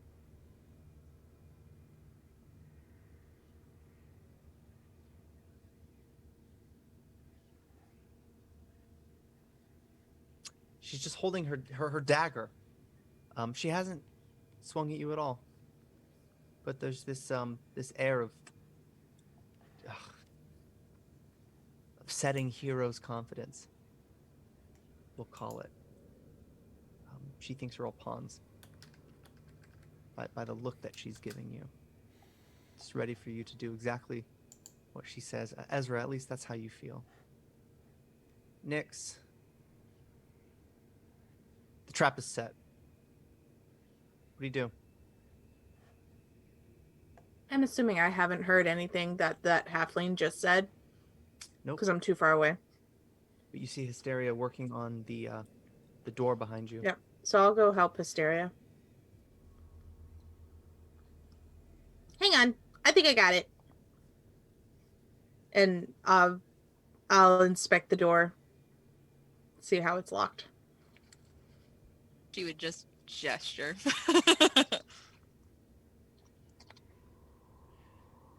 It feels like there's like a leg of a table or a chair through the bars. I think this calls for firepower.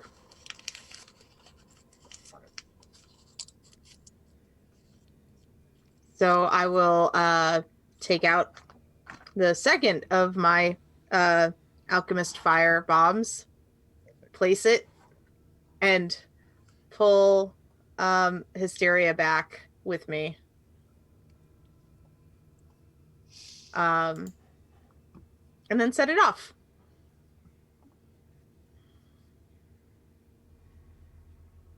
Boom. Suddenly you see through the other side it's an office in this estate. Have I mentioned I like being able to, wanted destruction is fun? Ezra. This halfling. She's staring directly at you.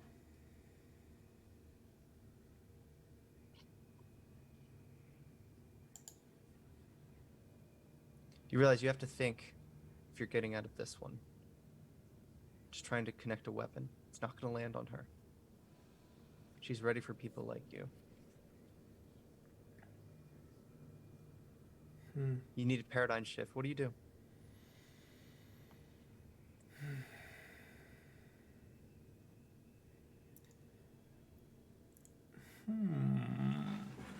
So he is going to cast darkness. All right. It is a range of 120 feet, 20-foot burst. Create a shadow of darkness that prevents light from penetrating or emanating within the area. No, that's perfect, and that's enough for this room at the very least. Describe what happens here. So Ezra's hands kind of move in a blur as sigils kind of blossom from his palms in a odd bluish glow, and darkness kind of creeps in from the edges. It seeps out heavier from shadows that fall naturally on the ground, but for about 2 seconds, you could see something and then you couldn't.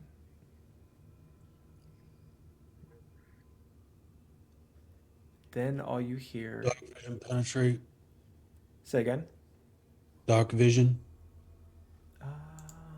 Give me a second.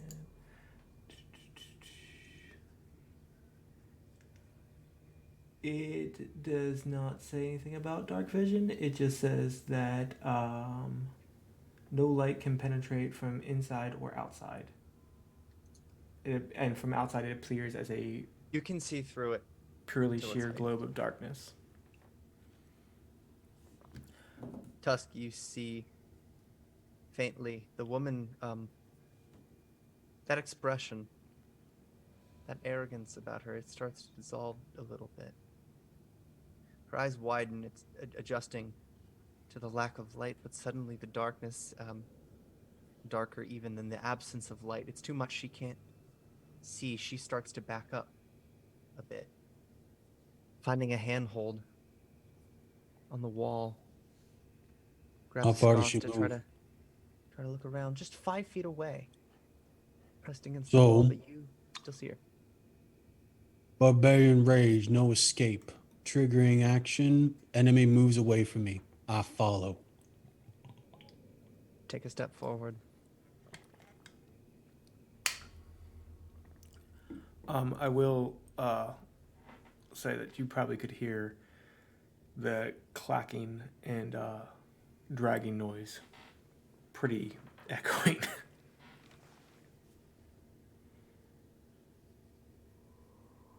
Perfect. Andromeda. You witness this, and suddenly you don't. It's too dark to see. See Ezra sort of on the edge of it before it permeates. And now it's quite dark. There's a little bit of something happening in all directions, though. What do you do? You bastard! I can't see shit! If your goal is to blind the rest of us, you really nailed it, buddy.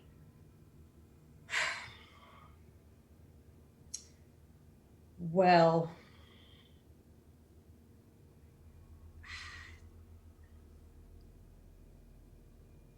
Man, I got almost nothing. I guess I'm gonna attempt to cast Bane. You begin the spell. The somatic component, verbal with it. You hear rattling from behind you.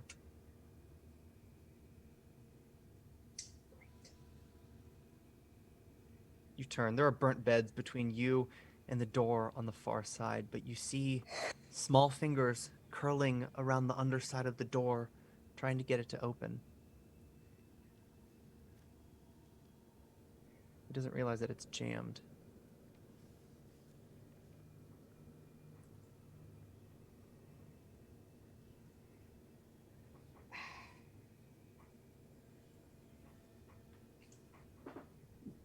So where is this door in relation to me?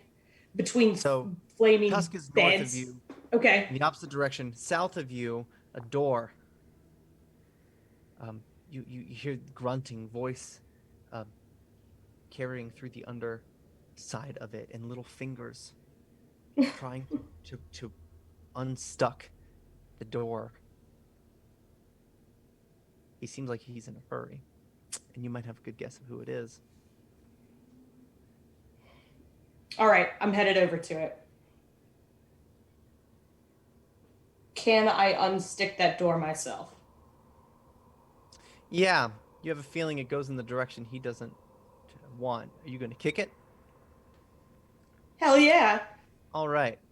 He falls on his ass. It's the target you've been looking for. The halfling. Hey, fantastic, you little twerp.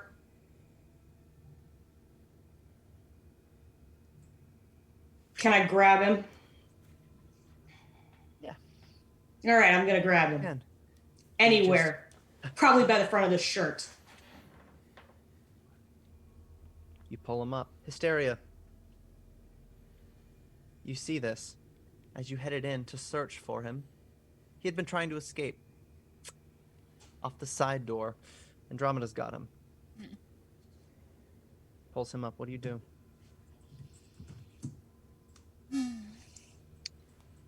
Is he restrained?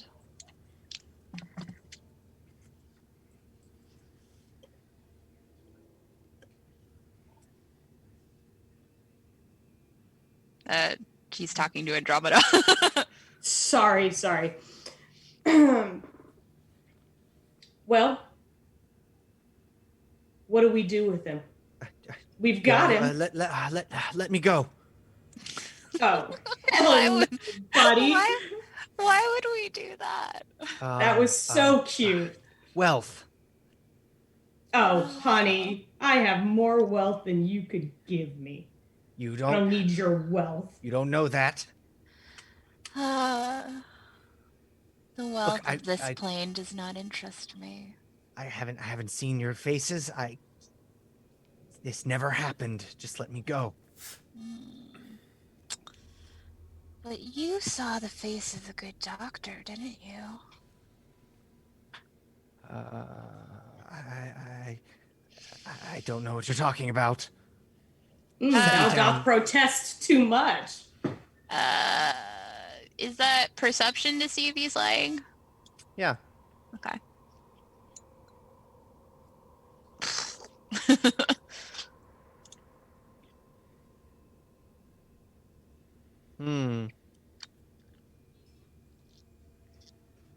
He's a tricky one. I don't think he's lying. But he's hard to read. Tusk? What do you do? Without saying a word, Tusk just swings. With everything you've got. Go ahead. Take it.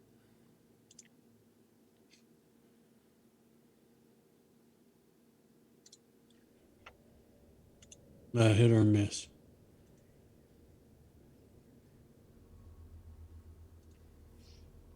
It's hard to tell because with your axe, it had been dulled, probably pays to your favor.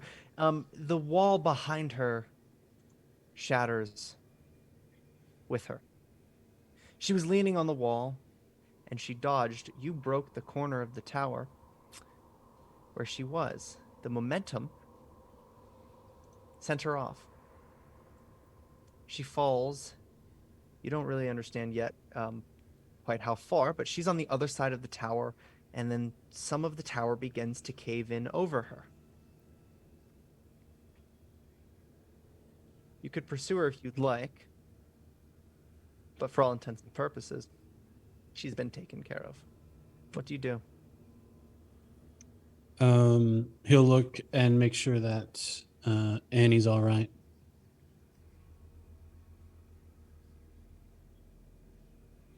And then leave the globe of darkness. Yeah, as you emerge. Ezra, what do you do? Ezra goes over to where the hole is. Can he see her? See a couple of limbs sticking out of a pile of rocks. Not moving.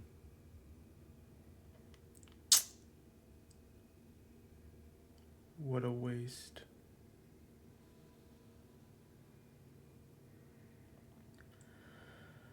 He'll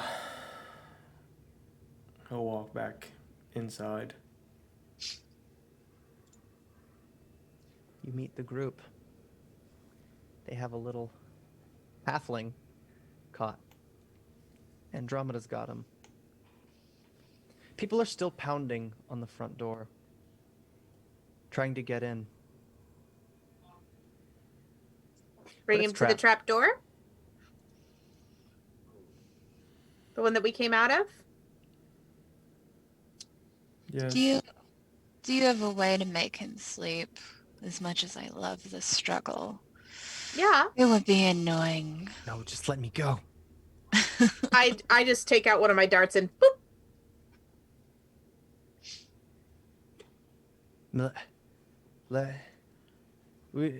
Ezra kind of glares at you like, and you just hanging. What? He's sleeping.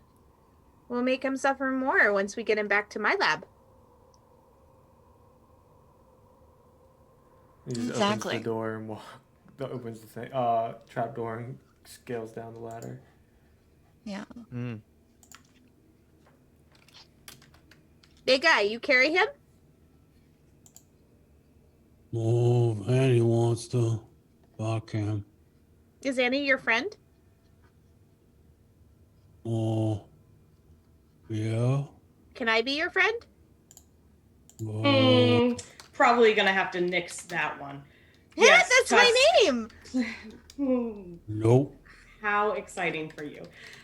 Tusk, if you would please take the little one. Oh, all right, Annie. Tusk just sort of palms the little halfling, just carries him in one hand. The rapping on the door gets louder. Oh, So got a guard, let us in. Doop, They're doop, kicking doop, it. doop, doop, doop, And doop. punches. You want head down then to the sewers, right? mm-hmm. Yeah, you get a few 100 feet in, and you hear the low rumble of a loud explosion off in the distance. You take it to mean they got to the other side of that trap door. Where do you go now?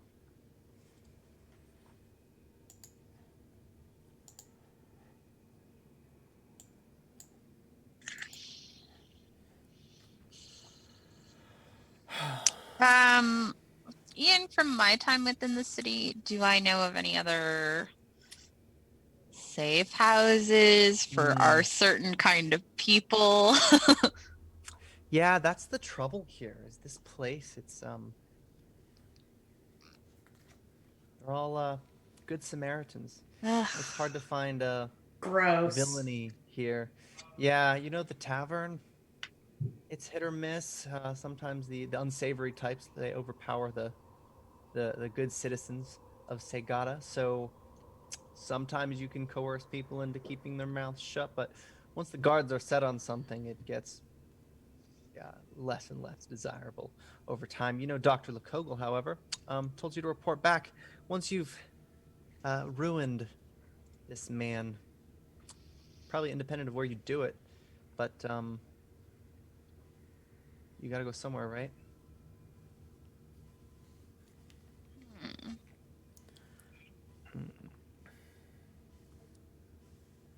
But you do know one place. It's kind of a gamble. 16 finches. The Segadan laws, it makes it difficult to indulge in the vices. This is the answer to the citizens that are feeling a little seedy. You know, Tandon would frequent this place. That secret was well kept by the gnome who ran the place. Perhaps you could buy yourself some time there, but even then it's not going to last that long. The law's on your tail.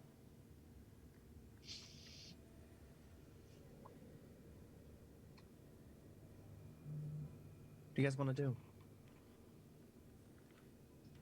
Ezra looks around and he's like, here's as good a place as ever.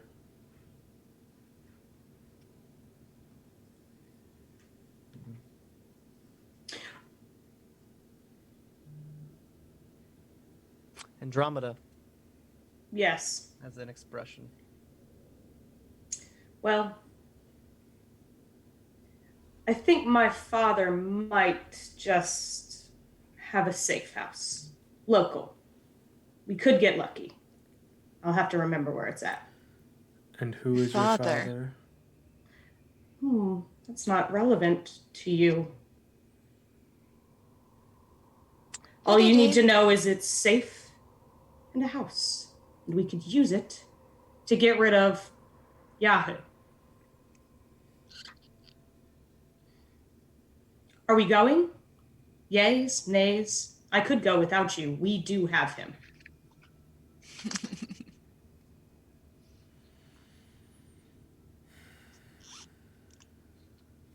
Lead the way.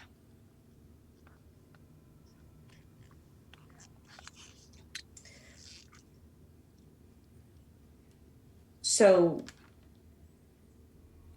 is this on me, Ian, or do you want to take it? No, so it takes only a few minutes. The only issue here is that you don't know quite how to get there. Oh, of course. In town. You imagine there's not a connection into the sewer that you would know of, but it's on the outskirts. It's actually quite close, where the city meets the river that feeds into the lake there.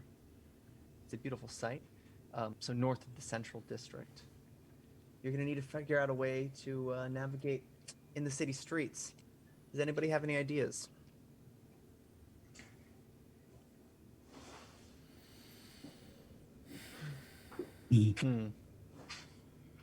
Wanted criminals. Some of them are quite large, too.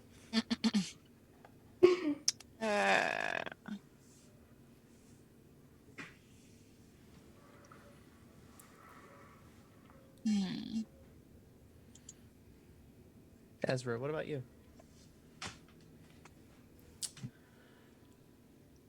You were keen on distractions before. Is it like when... Can we see onto the streets right now? No, so right now you're in the sewers, but there's a staircase that leads up to the main road. It's just used for maintenance, but you can sneak onto the city streets and navigate. You've only got about 4 or 5 blocks to north of the central district, where Andromeda says this safe house is.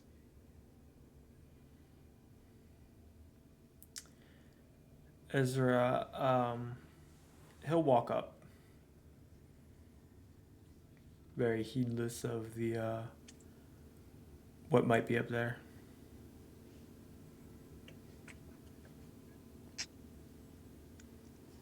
Really? All right, so just taking point. You head up. Discretion is not a priority here. You make your way back to midday Sagada. It's actually quite beautiful outside. By the sound of it, it looks like the city hasn't really caught on to what's happening here, but who follows?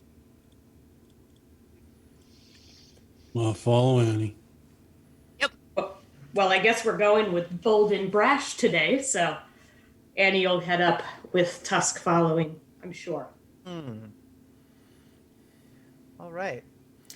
Ezra pulls his scarf up around his hair and kind of like down his face a little bit to where you can't really, because his hair is and his scar is his most discernible feature, so he just kind of looks very innocuous, like a beggar in a big city. Right. Well, this big city is talking about a string of strange events that's occurring on what was supposed to be a peaceful day. Anybody want to make maybe a stealth check? Yeah. Or... I'll attempt some stealth. Yeah. I'm not great at it. You want all of us to make a stealth check? You can forego it if you like, if you're willing to accept the defeat that is inevitable with Tusk remaining stealthy here, but I don't know if they've really pinned any of this on you yet. Nyx, you're doing well. Ezra, good job. Andromeda, great. Ooh, Tusk. Who's shocked by that?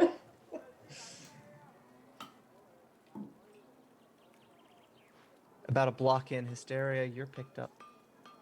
Okay. Somebody notices you and whispers something to a blacksmith on the corner of a little intersection.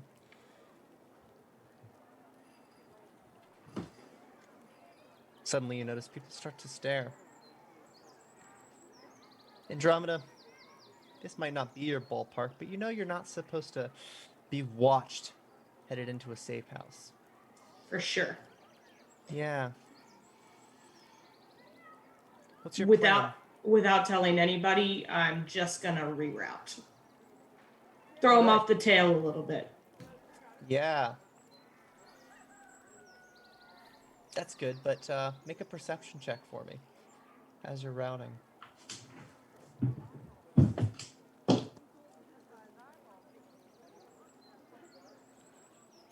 Ezra, what are you doing during this? Stealing. Stealing? Yeah. Can we make a thievery check? Absolutely. Can I help? I thought you would never ask. Can I help and give him advantage or something?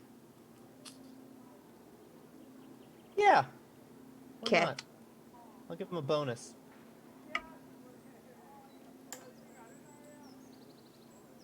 I imagine this is a thing we might have done before. Andromeda, you notice that masked man is still watching you from a block away. A reroute alone isn't going to be enough to get him off your tail. The city's quite busy today.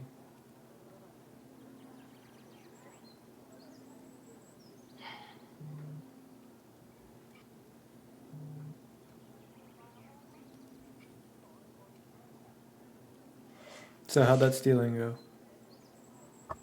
What'd you get? Because you've got it. I rolled it.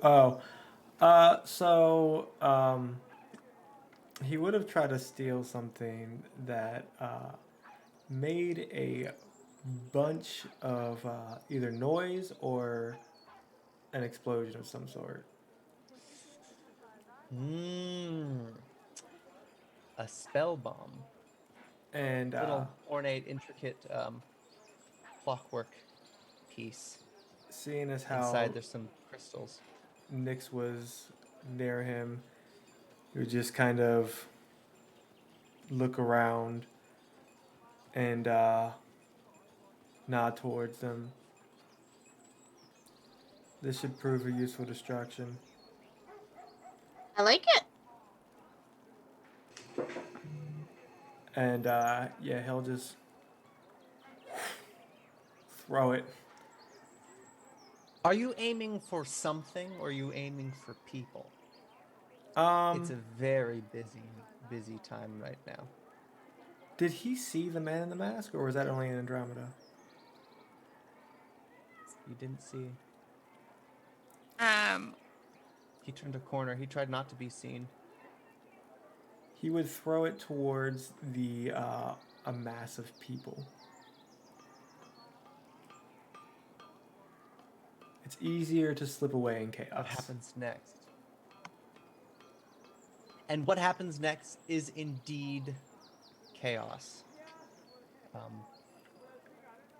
This isn't enough to do anything catastrophic, but they don't know that at the time because it's quite a sight and loud as hell. People think that the city's under attack. Almost immediately, it evolves into calamity.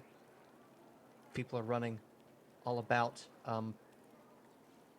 Yes. Andromeda, you have a small window of opportunity here. You better be able to spot this safe. Okay. You've not been here before, so let's make a perception check. I take it you're running now too. Probably. Try to clear the difference. Yeah. Do you all follow? yes. All right. Discreetly at a distance, Yeah. Ezra would bring up the back. Yeah, if there is a point for me to get like up higher where I won't get trampled, I will do that. Yeah. There's something you can climb up. Let's navigate using acrobatics for you then. Okay. To try to keep up. Panic in the street. People start running. And, Andromeda, you find the safe house. Fantastic. The drawing that you remember. Nobody's looking. You lot slip in. Absolutely. Through a false wall, suddenly, all those screams of bloody terror, they're still occurring. They're just muffled. You're in a cozy safe house now. Good old dad was good for something.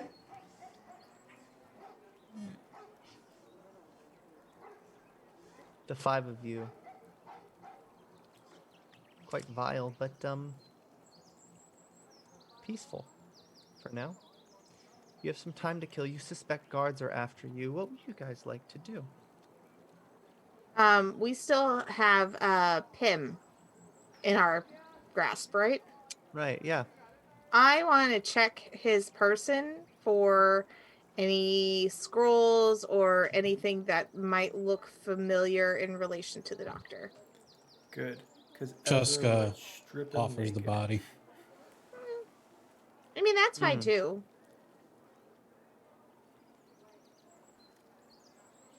Oh, so I need to do a perception check, right? Yeah. But Hysteria, what do you do? Let me think. So he's being stripped and checked right now, right? Yeah. So I feel like she's just right now observing and, watching the movements of Ezra and Andromeda. Mm-hmm. She it's pretty clear like she's very patient and is fine to bide her time for right now. Excellent. And what about the rest of you? Ezra is the one probably stripping him and binding him to something in the house. So I feel like when Ezra starts to bind him with rope, that's when Hysteria would pull out like a metal spike and just look at the wooden post and be like, here, for old time's sake. Ezra, you remember you know her. Hysteria. Suddenly the thoughts, they're coming back to you, but from the scar to the back of your head, you're feeling a splitting pain. The recollection, it physically hurts. I need you to make a will save.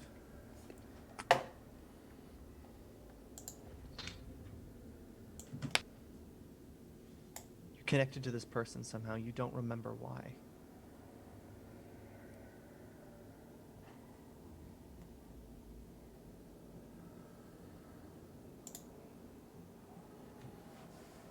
Did I find anything on his body?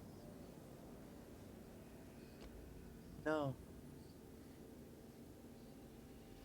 I mean, some things. A pipe for smoking. Loose But chain. nothing that would lead to why the doctor wants him to suffer or what the next step would be. No, but the robes are exquisite. He's very wealthy, and you're trying to recall why. You know, he hated this man, but he wasn't sure how far their histories go back. Can I do a lore check since this is the city I grew up in? Yes, Kind of? you may. Mm-hmm. What does Ezra look like right now? Depends on how his will save went. Yeah, so you passed your save. Barely. He kind of he just winces at the ground.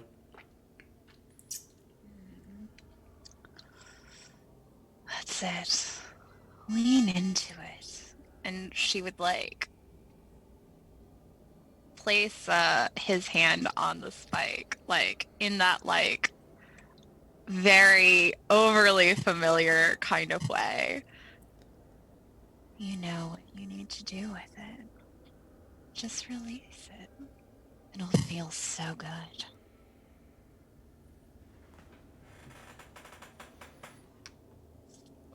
Get fucked.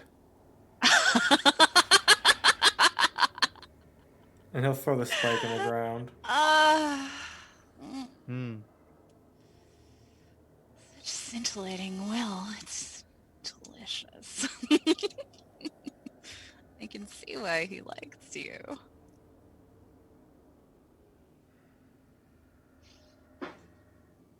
Nix, you've been paid to do things for Dr. Likogle a few times. It's never been like this, though. How do you work for somebody beyond the grave? He wants you to ruin this person's life. He didn't say he wants you to kill him. What Well, do you do? let's see here. His legacy is dead.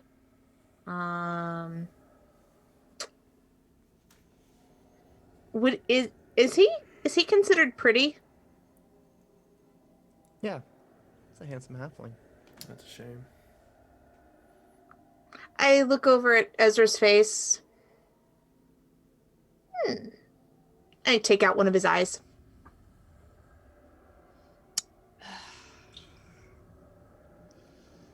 Like not stab it, but like just stick my feathered fingers in and then pull it out and then cut it. And then I put the eyeball in a bottle.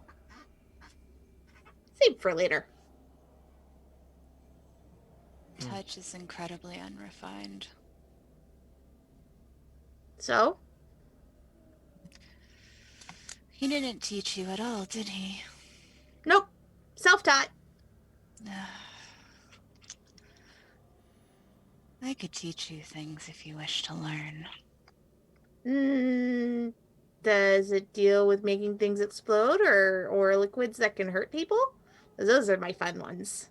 Those are the fun things. I can teach you things that would hurt people beyond the recognition that you currently have.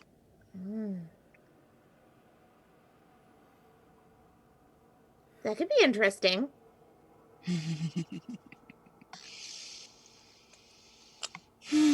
Andromeda, you seem unusually quiet. I'm not one. I'm typically a get in, get out kind of girl. Not big on the mutilation. However, I will say, legacy, though it may be gone, we could always start a new one. We could get rid of that offending organ if we must. I won't be doing it, but you all seem capable.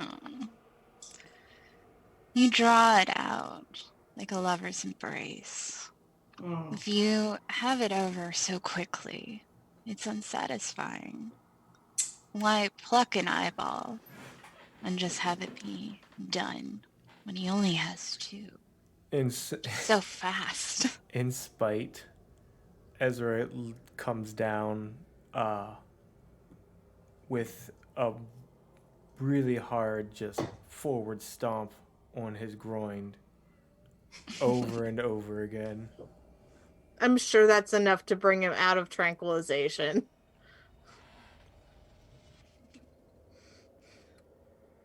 He does wake up, screaming. He tries to scramble to his feet. I grab some of his clothing and shove it in his mouth. It's got real dark His real quick. eye widens. And he only realizes now he can't really see. But but he's trying to scramble. It's doubtful he could even get up. Tusk, what are you doing during this? Once Tusk got into the building, he just sort of rested his axe against the wall and sat down on the floor, just watching everything go by. Once that happens, Zoe, Annie, are we done with the job yet? I wish, but I'm afraid not quite. They're really dragging this one out. What are we waiting on? It's boring. I concur. Though the groin stomping did give me a little thrill of excitement. He's screaming, But but his mouth is Tusk covered. Tusk will look at the little guy with a medicine check to see how much longer he's gonna last. All right, roll it.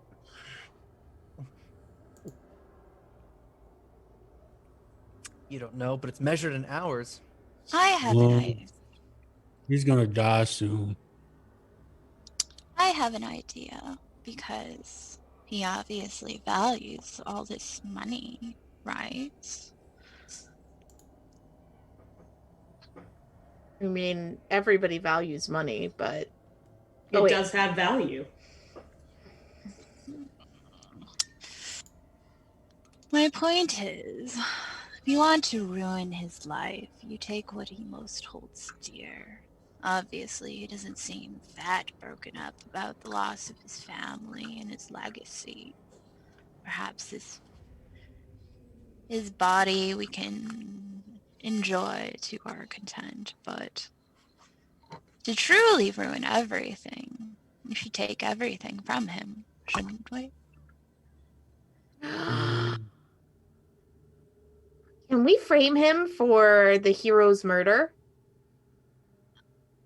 Does your father have that level of connection?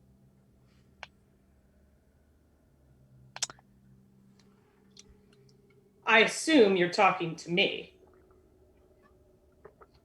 I assume you're one of the only ones here who has a father that is alive. Well, alive, but I'm afraid incapacitated. Good old dad, he got caught.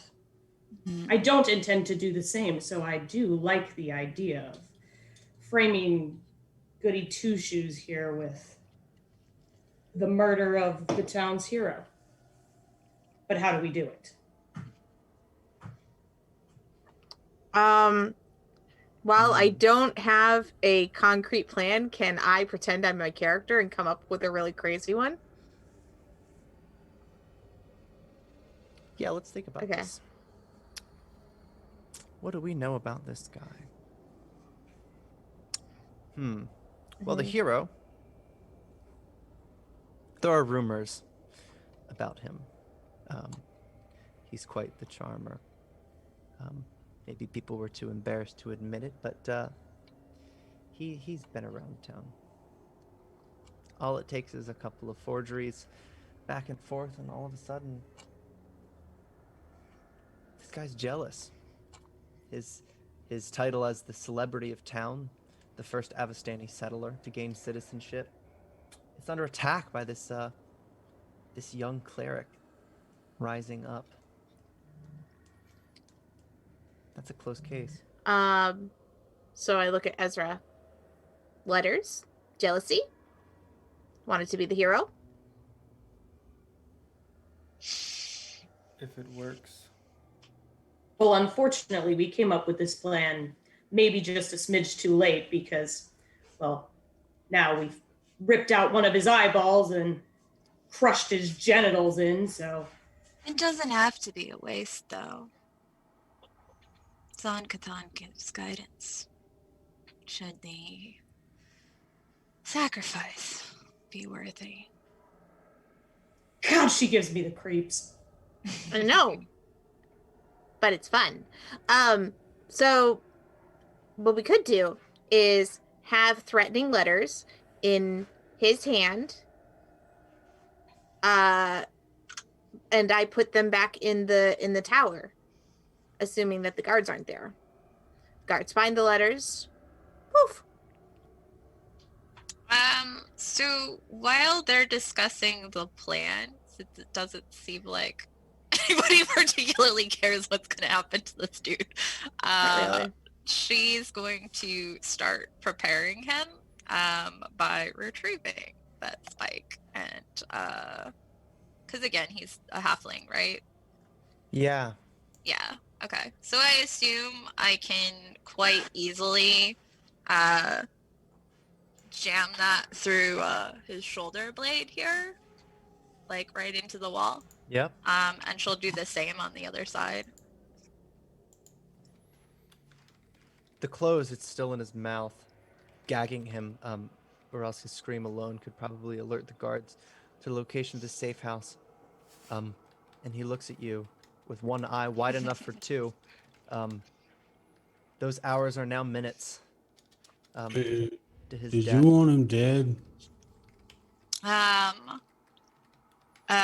So again, like she's just chanting, and like it is very much true to her name, where she begins to get into this hysteria of like agony and ecstasy as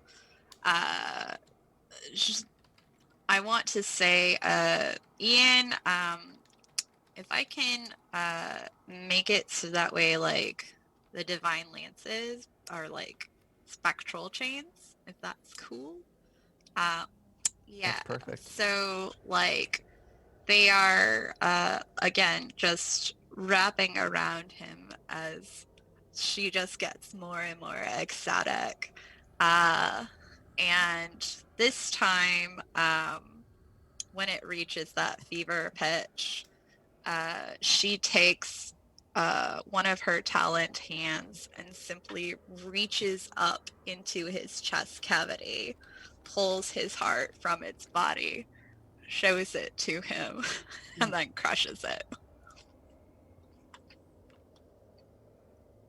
I guess we wanted him dead.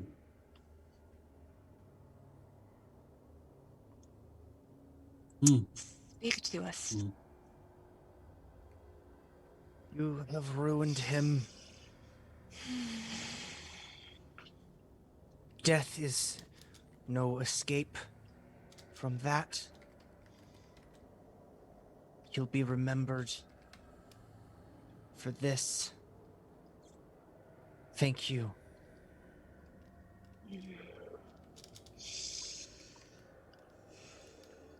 You see, sitting in a chair, it's a cold, a throne of sorts, but one against him. There are spikes, some are poking all the way through his legs, but you only really see him as a silhouette. And a ghost at that. He's chained to this chair. It's the doctor that you recognize. He seems 100 years older, which isn't really possible for a human, but your gut tells you that that's what it's like for him in this state, wherever he is. I suffer, as I expect.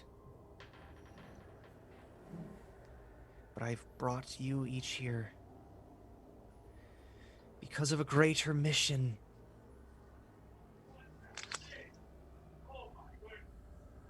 The second phase is complete. It is time to head to the cliffs.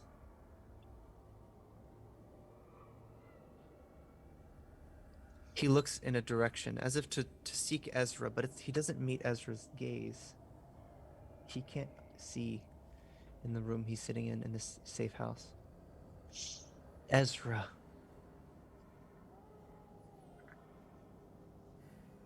There is a secret. Your destiny awaits you. All of you, should you partake. Leave the city. Find my true office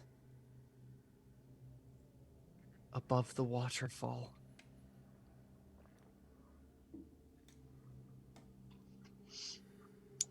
There's the final act. Good luck. He fades. The calamity Tusk outside is starts to get up. calmer.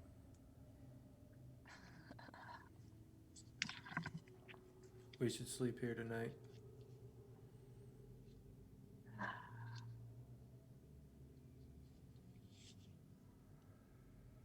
I mean, I have a bed that's not far that I can get to from here.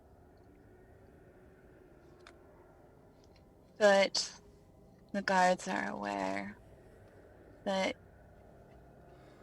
your place and the doctor's are connected.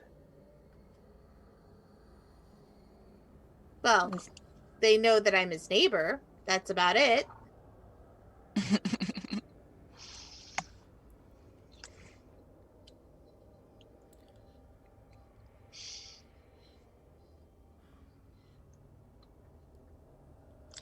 We're staying or going.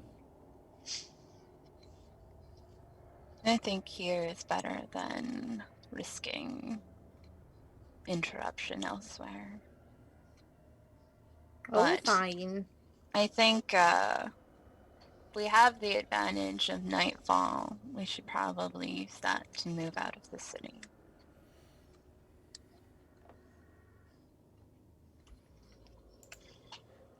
If that is the best route. Okay. Meet at the waterfall by dawn? Yes. Okie dokie. And Nyx will leave. All right. Take a couple looks left and right, and then take any and all back alleyways back to my place. Perfect. Tusk, do you sleep at night? Yep. Right. You remember one or two of these people from the past. You have an opportunity to speak with them if you wish, or not. Ezra was the assistant to Dr. Likogle. Ever enter your body, the torment you chose to inflict on yourself, or at least you like to believe you agreed to all of it, well, he was there for it. Completely unbothered. Oh, I mean, I'm an idiot. I don't remember much about what happened. So that's fine. Now, Ezra, do you feel guilt? No. Right. Well, if you did, you'd be torn apart right now. Dr. Likogle told you Tusk was gifted, smart, scholarly. He'd think quick. He can make metric calculations in his head. He could copy a scroll without checking it twice if he knew how. Now, it didn't take long for that to devolve. The experiments that the doctor put on him. He said it's because he had the mental willpower to withstand it, but you get the feeling the doctor just wanted to see him break. Physically, Tusk never did. He's strong as ever, stronger than when you met him first. Mentally, it's like a different person. Thinking about that, though, as you trace these memories up, you remember Hysteria again. You have a flashback when she's speaking to the doctor and they're looking at you. You're reeling like you just got out of bed. They had tricked you or something. You're losing your sense of time. You feel like you're being toyed. But that's all you remember.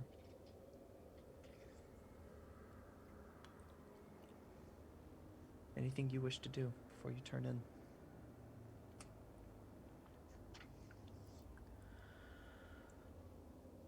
No. All right. What about you, Andromeda? Well, did Pops keep anything in this safe house, or is it empty? Let's make a perception check as you're looking around. Yeah, he did do some work here. This is how he first met your father. They traveled back and forth. They always talked about Sagata like it was some paradise island. So far, it's been shit. Now, a couple of letters. This place would be incriminating if it were to fall into the wrong hands. It's kind of a miracle that nobody just decided to crack this place open and see what was in the inside. Um, the city is so busy that you would think they would just try to demolish it and get away with it. But alas, it's been a hidden gem. There's a paper trail, though. Connects your father to the doctor and a whole heap of crimes. It could be useful to you if you're trying to figure things out and establish some connections with the underworld, but if it were to fall into the wrong hands, it's going to be that much harder to get your dad out of prison. Yeah, I don't want Dad out of prison. He can stay. However, I will take any and everything I can get my hands on because I don't ever want to be connected to this lot again. So, yeah, she'll rummage through any papers, any just about anything that looks incriminating. She'll take. Right. However, not everything, because if it looks empty, that's suspicious. Yeah, that's a good call. And then in the morning, you meet at the waterfall. I take it. The guards finally. Sorry, can I say that I've taken the evening to craft a couple more of the alchemist's fire? Sure.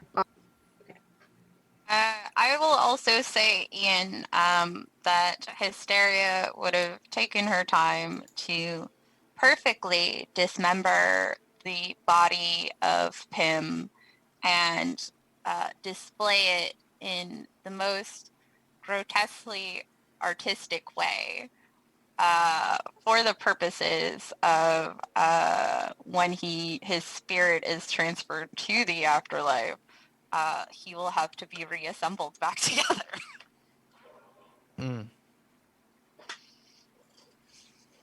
That must be a miserable existence. Yeah.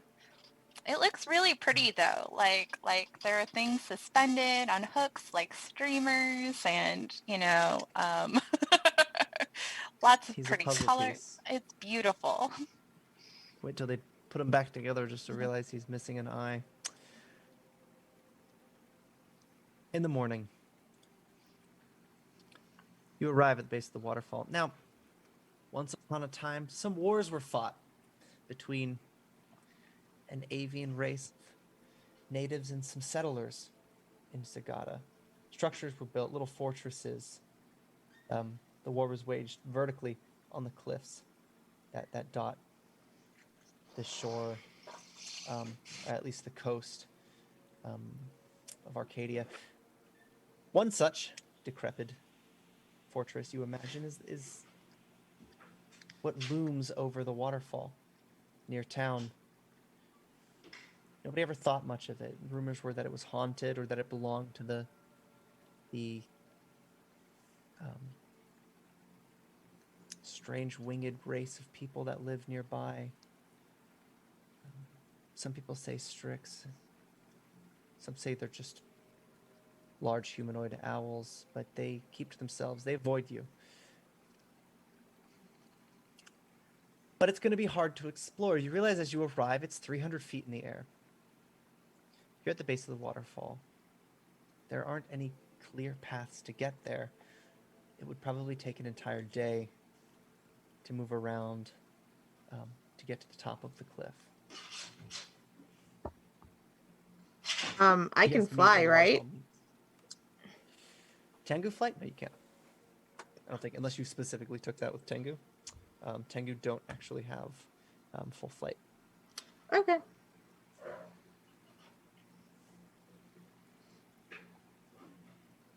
Peering up above, though, it looks exactly like the place that he was talking about. What do you guys do? Well, who's the best climber of us? Ezra starts to climb. Get an athletics check for me.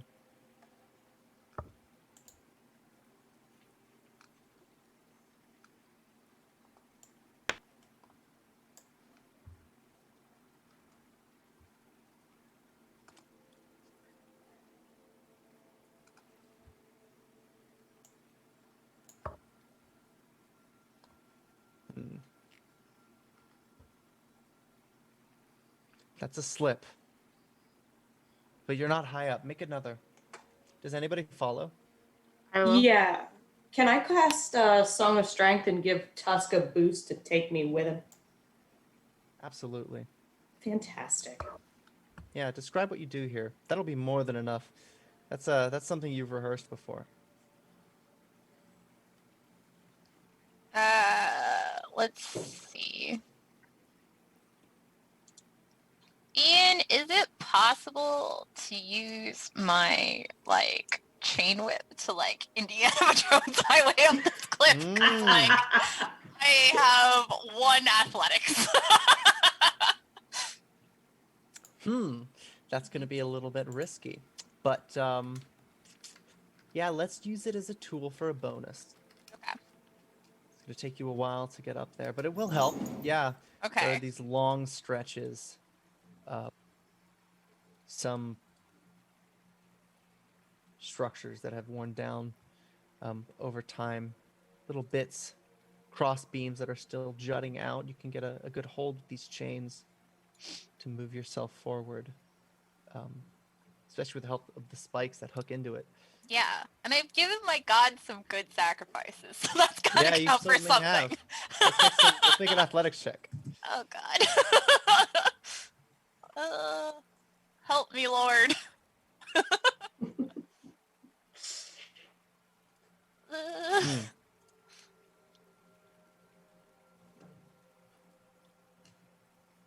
You did excellent.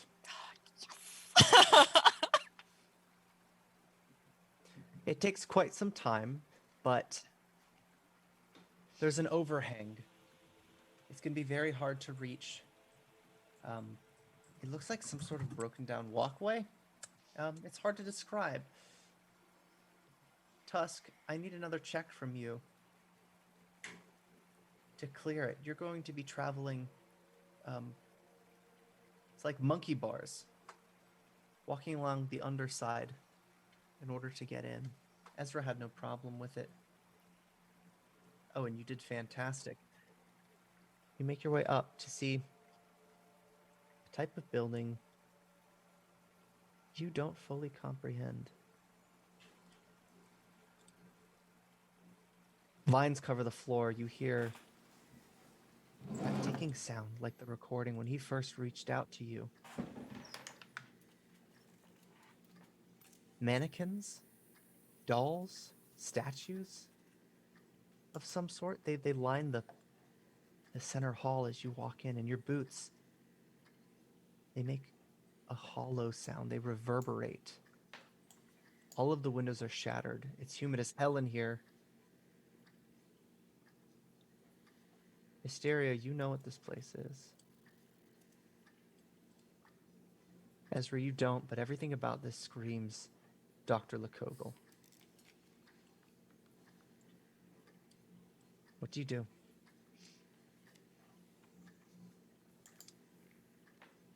I guess she would begin to explore, and kind of with an eye to see if there's anything out of place. Yeah. This place was decommissioned a long time ago. Some years, but things are still running. You hear movement in the cogs, like this place is maintained in some way. Ezra, you watched every movement of the doctor. He never did anything like this, but this is all his handiwork as a tinkerer. What do you do? looks for his office.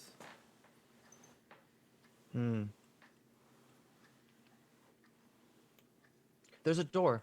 It looks like an office door. Down a hallway. It takes you a while to reach it if you had been searching. Does anybody follow? I do, but I'm also looking for any kind of laboratory where there would be more bombs or elixirs or anything. See, and as you're headed down the hall, you notice a couple of steps that leads to a sheer drop. But that's to the left. To the right, a belt of some sort, a path, a conveyor belt with small pieces of scrap metal leading into a room. You don't know how to get into that room, though.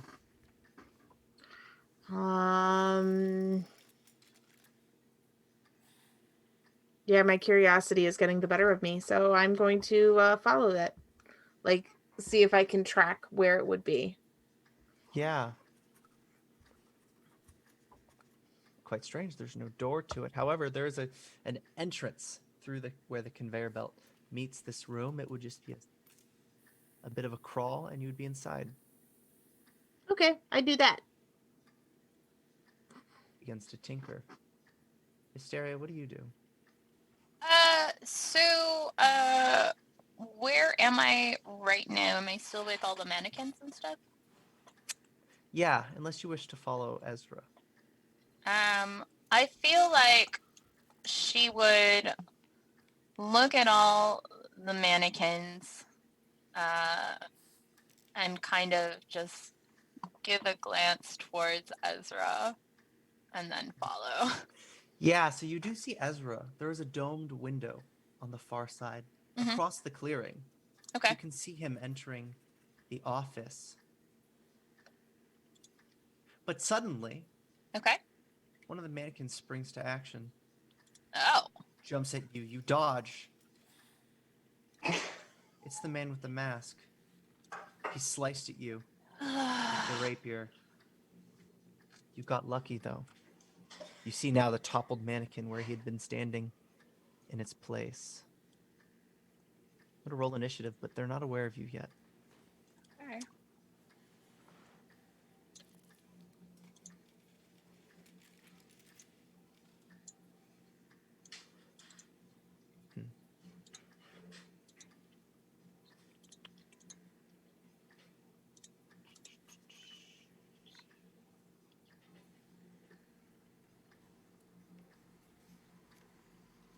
He swings at you.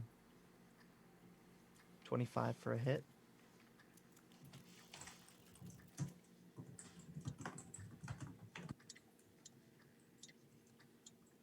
And steps towards you. Okay. What do you do? Go straight to your turn. Okay. You can shout out if you would like. Yeah. So first would be to shout, we have a guest! An uninvited one. And then she would use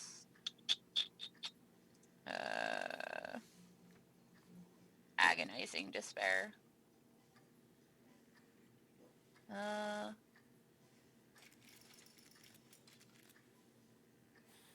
Cool.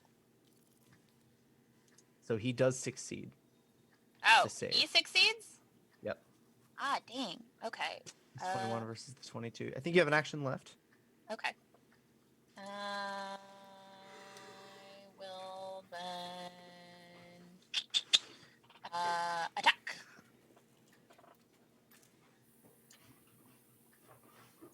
Or not. Ooh. What do you attack with? I was using my spike chain. He Yeah. wraps a blade around it and then with a fling dismisses it and it goes falling.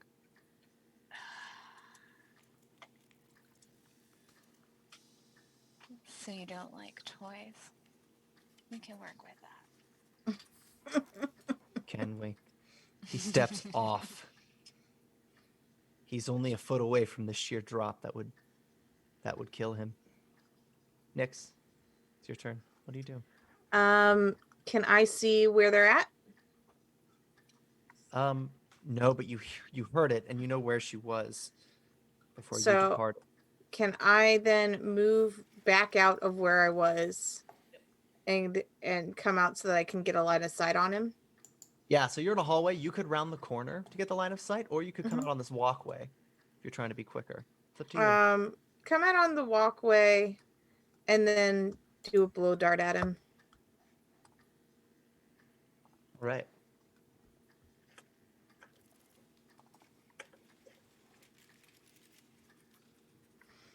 And again, it's a tranquilizer, but I guess it's up to you which way he falls. Okay, so it's an attack, and then when it succeeds, it's a save? Is that how blowgun works? So it does 1 piercing non-lethal damage. Okay. But I have maintained throughout that I have tranquilizer darts on it. Gotcha. And then the tranquilizer dart is a save. Yes. Okay. Let me pull that up real quick so that I...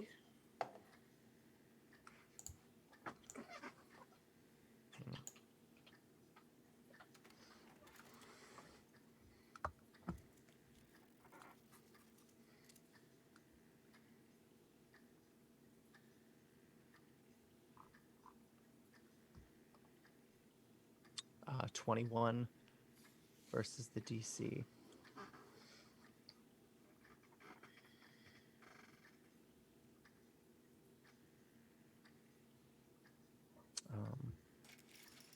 Oh, well, 21 does miss on the blowgun anyway. Oh, okay. So You have an action left. I'll try again. Nope. Tusk. You've heard the calamity. Does Tusk see it? No, not from there. If you've entered the office, you do, though. Ezra is looking at a note. Something addressed to him. But he's in a trance. What is this space between this? Is that a window? Yeah, that's a big window. It's about you And size. what's beyond it? 5, 10, 15, 20, 25, 30. About 40 feet of nothing. Of a sheer drop. And then there's a landing on the other side. Hmm. You've got a little bit of room for a running start if you're feeling bold, huh?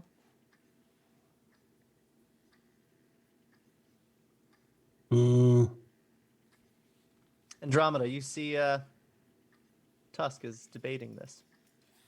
Yeah, he's just sort of staring out the window right now. Doing Tusk minutes, so watch out. This area is getting hurt. Bony lady getting poked at. I'm a good person. I'm a good person. I'm a good person. Okay. You're a good person. You wouldn't be here. You're right. I'm a bad person. I'm a bad person. I'm a bad person. Okay.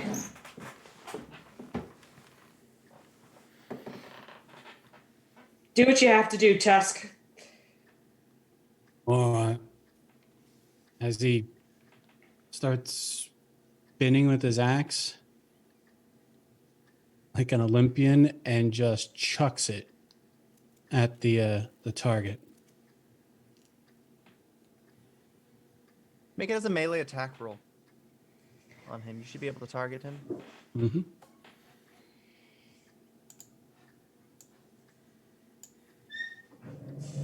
Oh.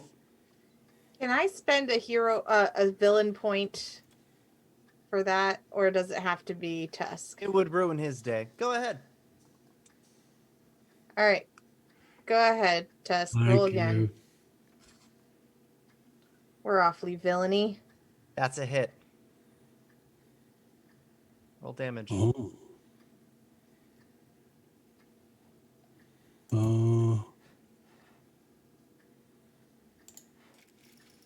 How does damage work on weapons? I've never used weapons before. Oh, Tusk. That's You fine. just I click on actually, the damage box and it does it.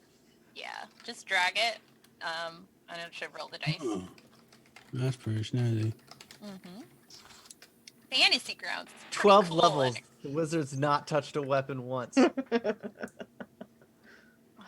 Wonderful. It lands and he starts to stumble, not expecting such a massive axe to stick in him. And it returns to Tusk's hand. And he throws it again Wonderful. because it has the returning rune. Run it.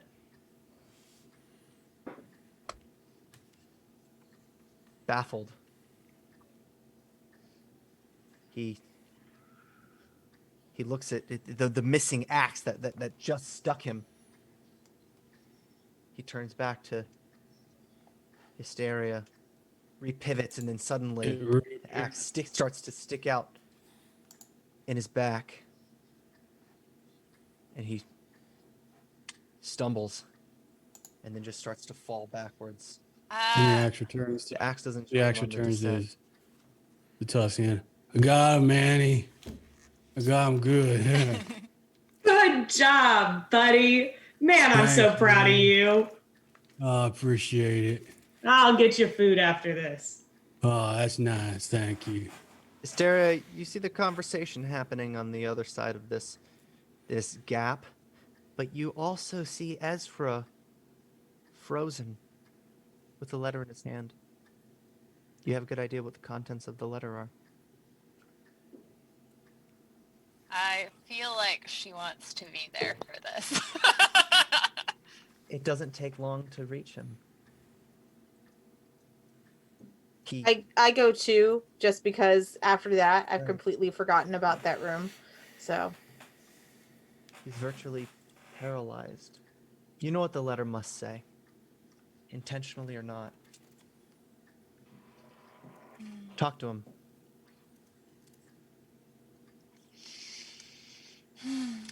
Have you been divined what your legacy is yet? Is the finest treasure, the finest creation, the sun that never was. Do you dream, Ezra? I've always wanted to know.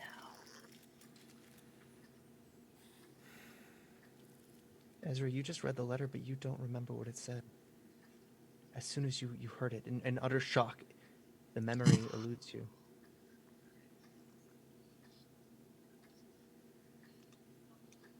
No.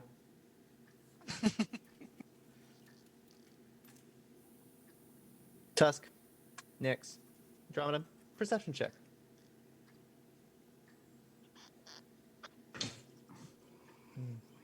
As this conversation starts to reach the surface.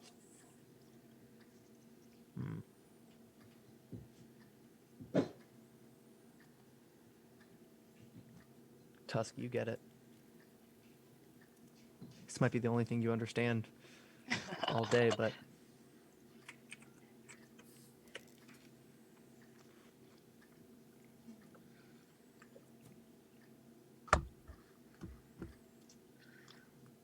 Then you don't understand yet, do you? This one, she would indicate to Tusk. Again, while beautiful, is unrefined and flawed. But you are perfection made flesh, aren't you? And she would like walk over to him and like sort of do that thing where like she's almost touching him, but not quite. I wonder, what makes you tick? oh, me too. This conversation is illogical.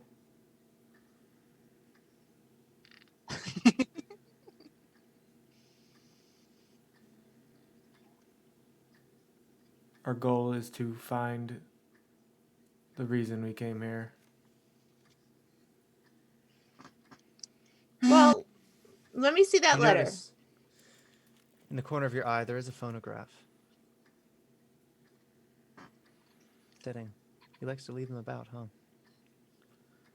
He'll hand the letter to Nyx and play the phonograph.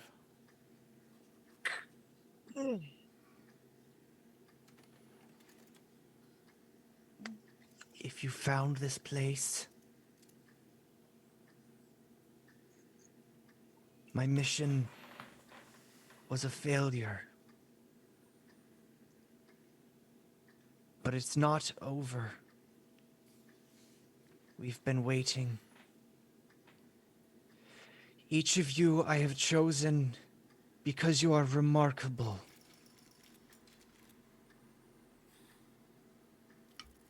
Ezra,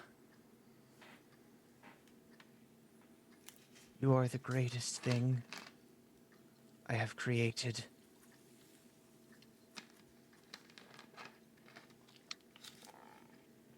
I questioned if you would dream,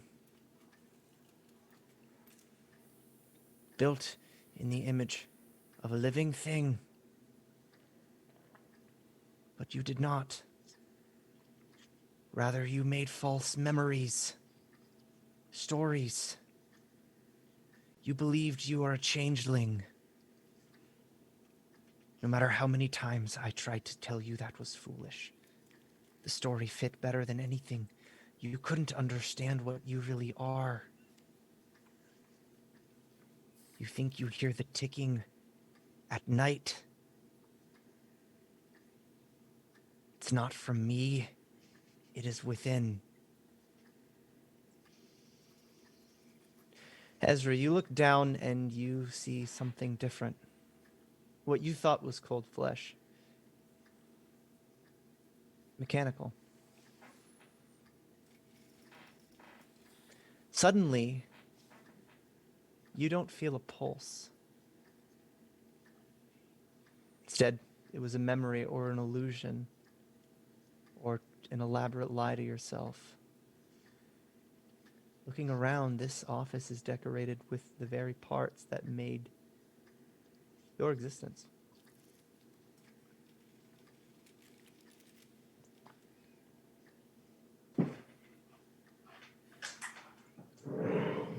You can hear the breathing of Dr. Likogle in the background. It's as if he's giving you time to speak, but he doesn't know what the conversation would be like on the other end. What do you do?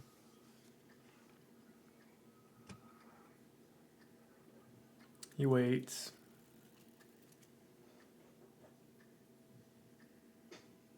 Does anybody chime in? Well, I kind of expected it. Do we get paid now? Yeah, if the friends we made along the way is the payment for this, I have a phone call to make. Well, You all about to witness the breaking and rebirth. This is something that only comes around once in a great lifetime. The most exquisite agony that can never be beheld by mere mortal eyes. And you would just throw it away. Oh, that was a lot of words. I didn't understand. Ezra goes to This- stand by the broken window, by the way. Yeah, you look out. You hear behind you then the phonograph continues. He gave you some time to think about what he told you, but he doesn't know how the conversation went. This is sometime in the past, years back.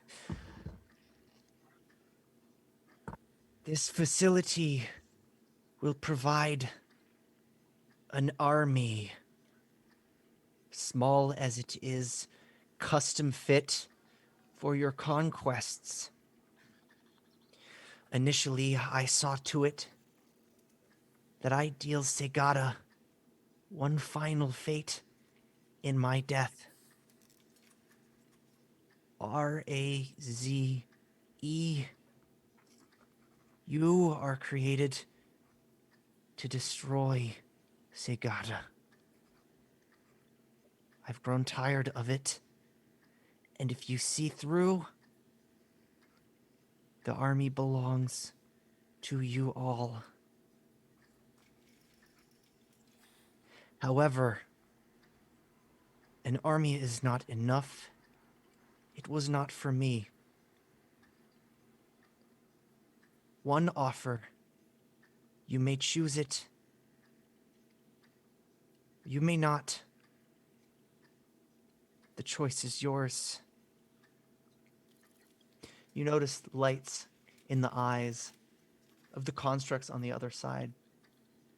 They start to glow. They animate, and something about this place tells you, there's more to come. This is a factory. They start to walk about. You feel this place sort of creak as the weight is now being shifted around. The choice is yours.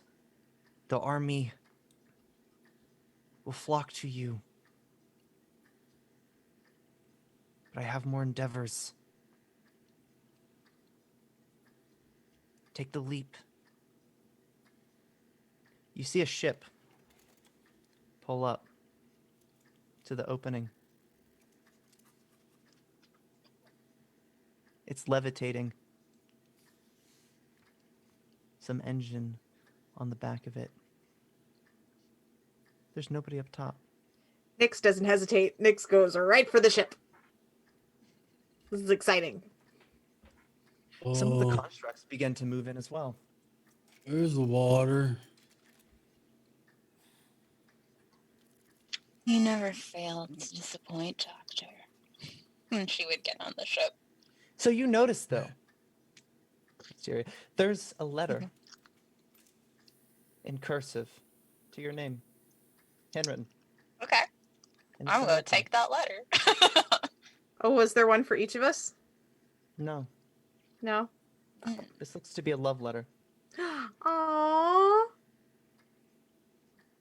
Underneath it, it looks like bolt cutters almost, wire clippers, some gnarly shears, sharp obsidian razors.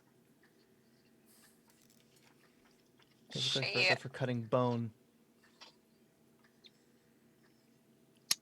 She would rub her fingers, or I should say her like talons, like over them, like luxuriating in the feel of the obsidian blades against her skin. Not really noticing or caring if she cuts herself in the process, but she would read the letter. Yeah. As you head onto the ship and open up the letter, there's nobody on In board. the nice blades. I go looking for an instruction manual while all that's happening passively. How about you, Andromeda? Annie, why is there a ship up here? I don't get it. I don't know, but we're getting on it, and I'm staying as far away from those damn mannequins as I can. Why did it have to be mannequins? Okay. There's no water. I don't... It's best not to question it. For once, I don't get it either. All right. Tusk sort of gingerly gets on the boat with no water. This would be the only time that it seems to shake a little bit under your weight. But you notice this strange air about constructs. You haven't seen these before. They're loading on. They all look exactly like Ezra. They stare at one another. And they look back, and more are being built in their place, taking up the seats. Coming out from the cabin, an elven woman smiles at you. You hello. fucking did not. Oh, hi. Pass the tests. Mm-hmm. Well, you're quite good. You want to see what this thing can do? Can we? She steps forward. She pulls back on a small lever, and the thing pulls out. You notice this thing starts whirring up in the cliff. More lights coming on. A small army of little glowing eyes. Now, dear, you understand bombs well? Yes. Good. Below deck, it's all highly flammable. The city's not meant to recover from this. Goody! Quickly. And didn't have to tell Nyx twice. Scurrying down there, feathers in my wake. Excuse me. She turns to you, Hysteria. She's intimidated by you. You think is rare. And she puts a hand on yours. I'm glad to see the gift in your hands. I didn't think you would make it. I'm going to tell you some stories, dear, and why you need these. And she sort of looks behind your shoulder at your stumps. It's a tragedy. What happened to you? I'm so sorry. Don't be sorry, my dear. With the loss of my wings, I've soared to far greater heights than I ever could with them. And she moves actually back into the cabin, and in the desk she opens a drawer and lays down, it's a painting. Stained glass, the silhouette of a celestial behind it. She's gonna grab the other set of those clippers you're holding. Let's cut them down. That's where we're gonna end it tonight, guys. Whew, all right. I don't know what any of that was, but I know what it was, if that makes sense. For everybody watching, I wasn't on Twitch at all tonight, and I'm sorry, but I hope you had a good time. This has been Pathfinder. We are back literally tomorrow playing our Age of Ashes campaign that has no relation to this campaign. But if you like what you saw, please consider following, because we're here every week and often more than once a week. But let's do our outro, starting with Daniel. Hi guys, I'm Daniel. I was directing tonight, also playing Ezra, who I thought was a human oracle, but is apparently a construct. Plot twist. Awesome. Thanks for that. So I'm super glad I went with the no personality trait. It was good. When you said the cold flesh, you kept playing into it. But yeah, I had a great time, so definitely come check us out tomorrow. Yeah, good luck, Salix. Spence. Hi, I'm Spence, and I played Nyx, the Tengu alchemist who gets to blow up big things, and it's gonna be super exciting. And can't wait to see you all tomorrow. This episode will be on our YouTube page a week from today, so if you missed any of it, you will be able to see it again when it goes live. Jen. Hey, I'm Jen. I played Hysteria of Love and Hate. I had a great time. And also I wanted to say two things, which is right now on my website, we have our Black Friday weekend sale. It is savagebro.com. You can get awesome nerdy gifts and things for everybody you like. Coupon code is EatTrash20. And then also tomorrow's my birthday for Pathfinder. Ooh. So it's going to be extra awesome, right, Ian? Yes. Yeah, so I'm excited. Hastily writing notes. Mr. Smith. Hello, I'm Mr. Smith. Tonight I played Tusk, stupid big orc guardian of Annie. Tomorrow, however, I'll be playing Rune Ravenswood, The a antithesis. kindly wizard who doesn't cause any problems whatsoever. None. Nope. No problems. Not one. And Jess, this is your first outro. I am 100% sure I'm not sure what just happened. Oh yeah, yeah. Yep. Yeah. But I had a great time tonight, guys. I really appreciate you having me on, and I will be watching you tomorrow. Ooh. I'm excited. Well, yeah, if you like what you saw, that's Fantasy Grounds Unity. The music is Rocknarden. The ambient tracks between the songs is Michael Gelfi. And it is 4 minutes to midnight, so I'm going to let you guys get some sleep. Thanks for watching.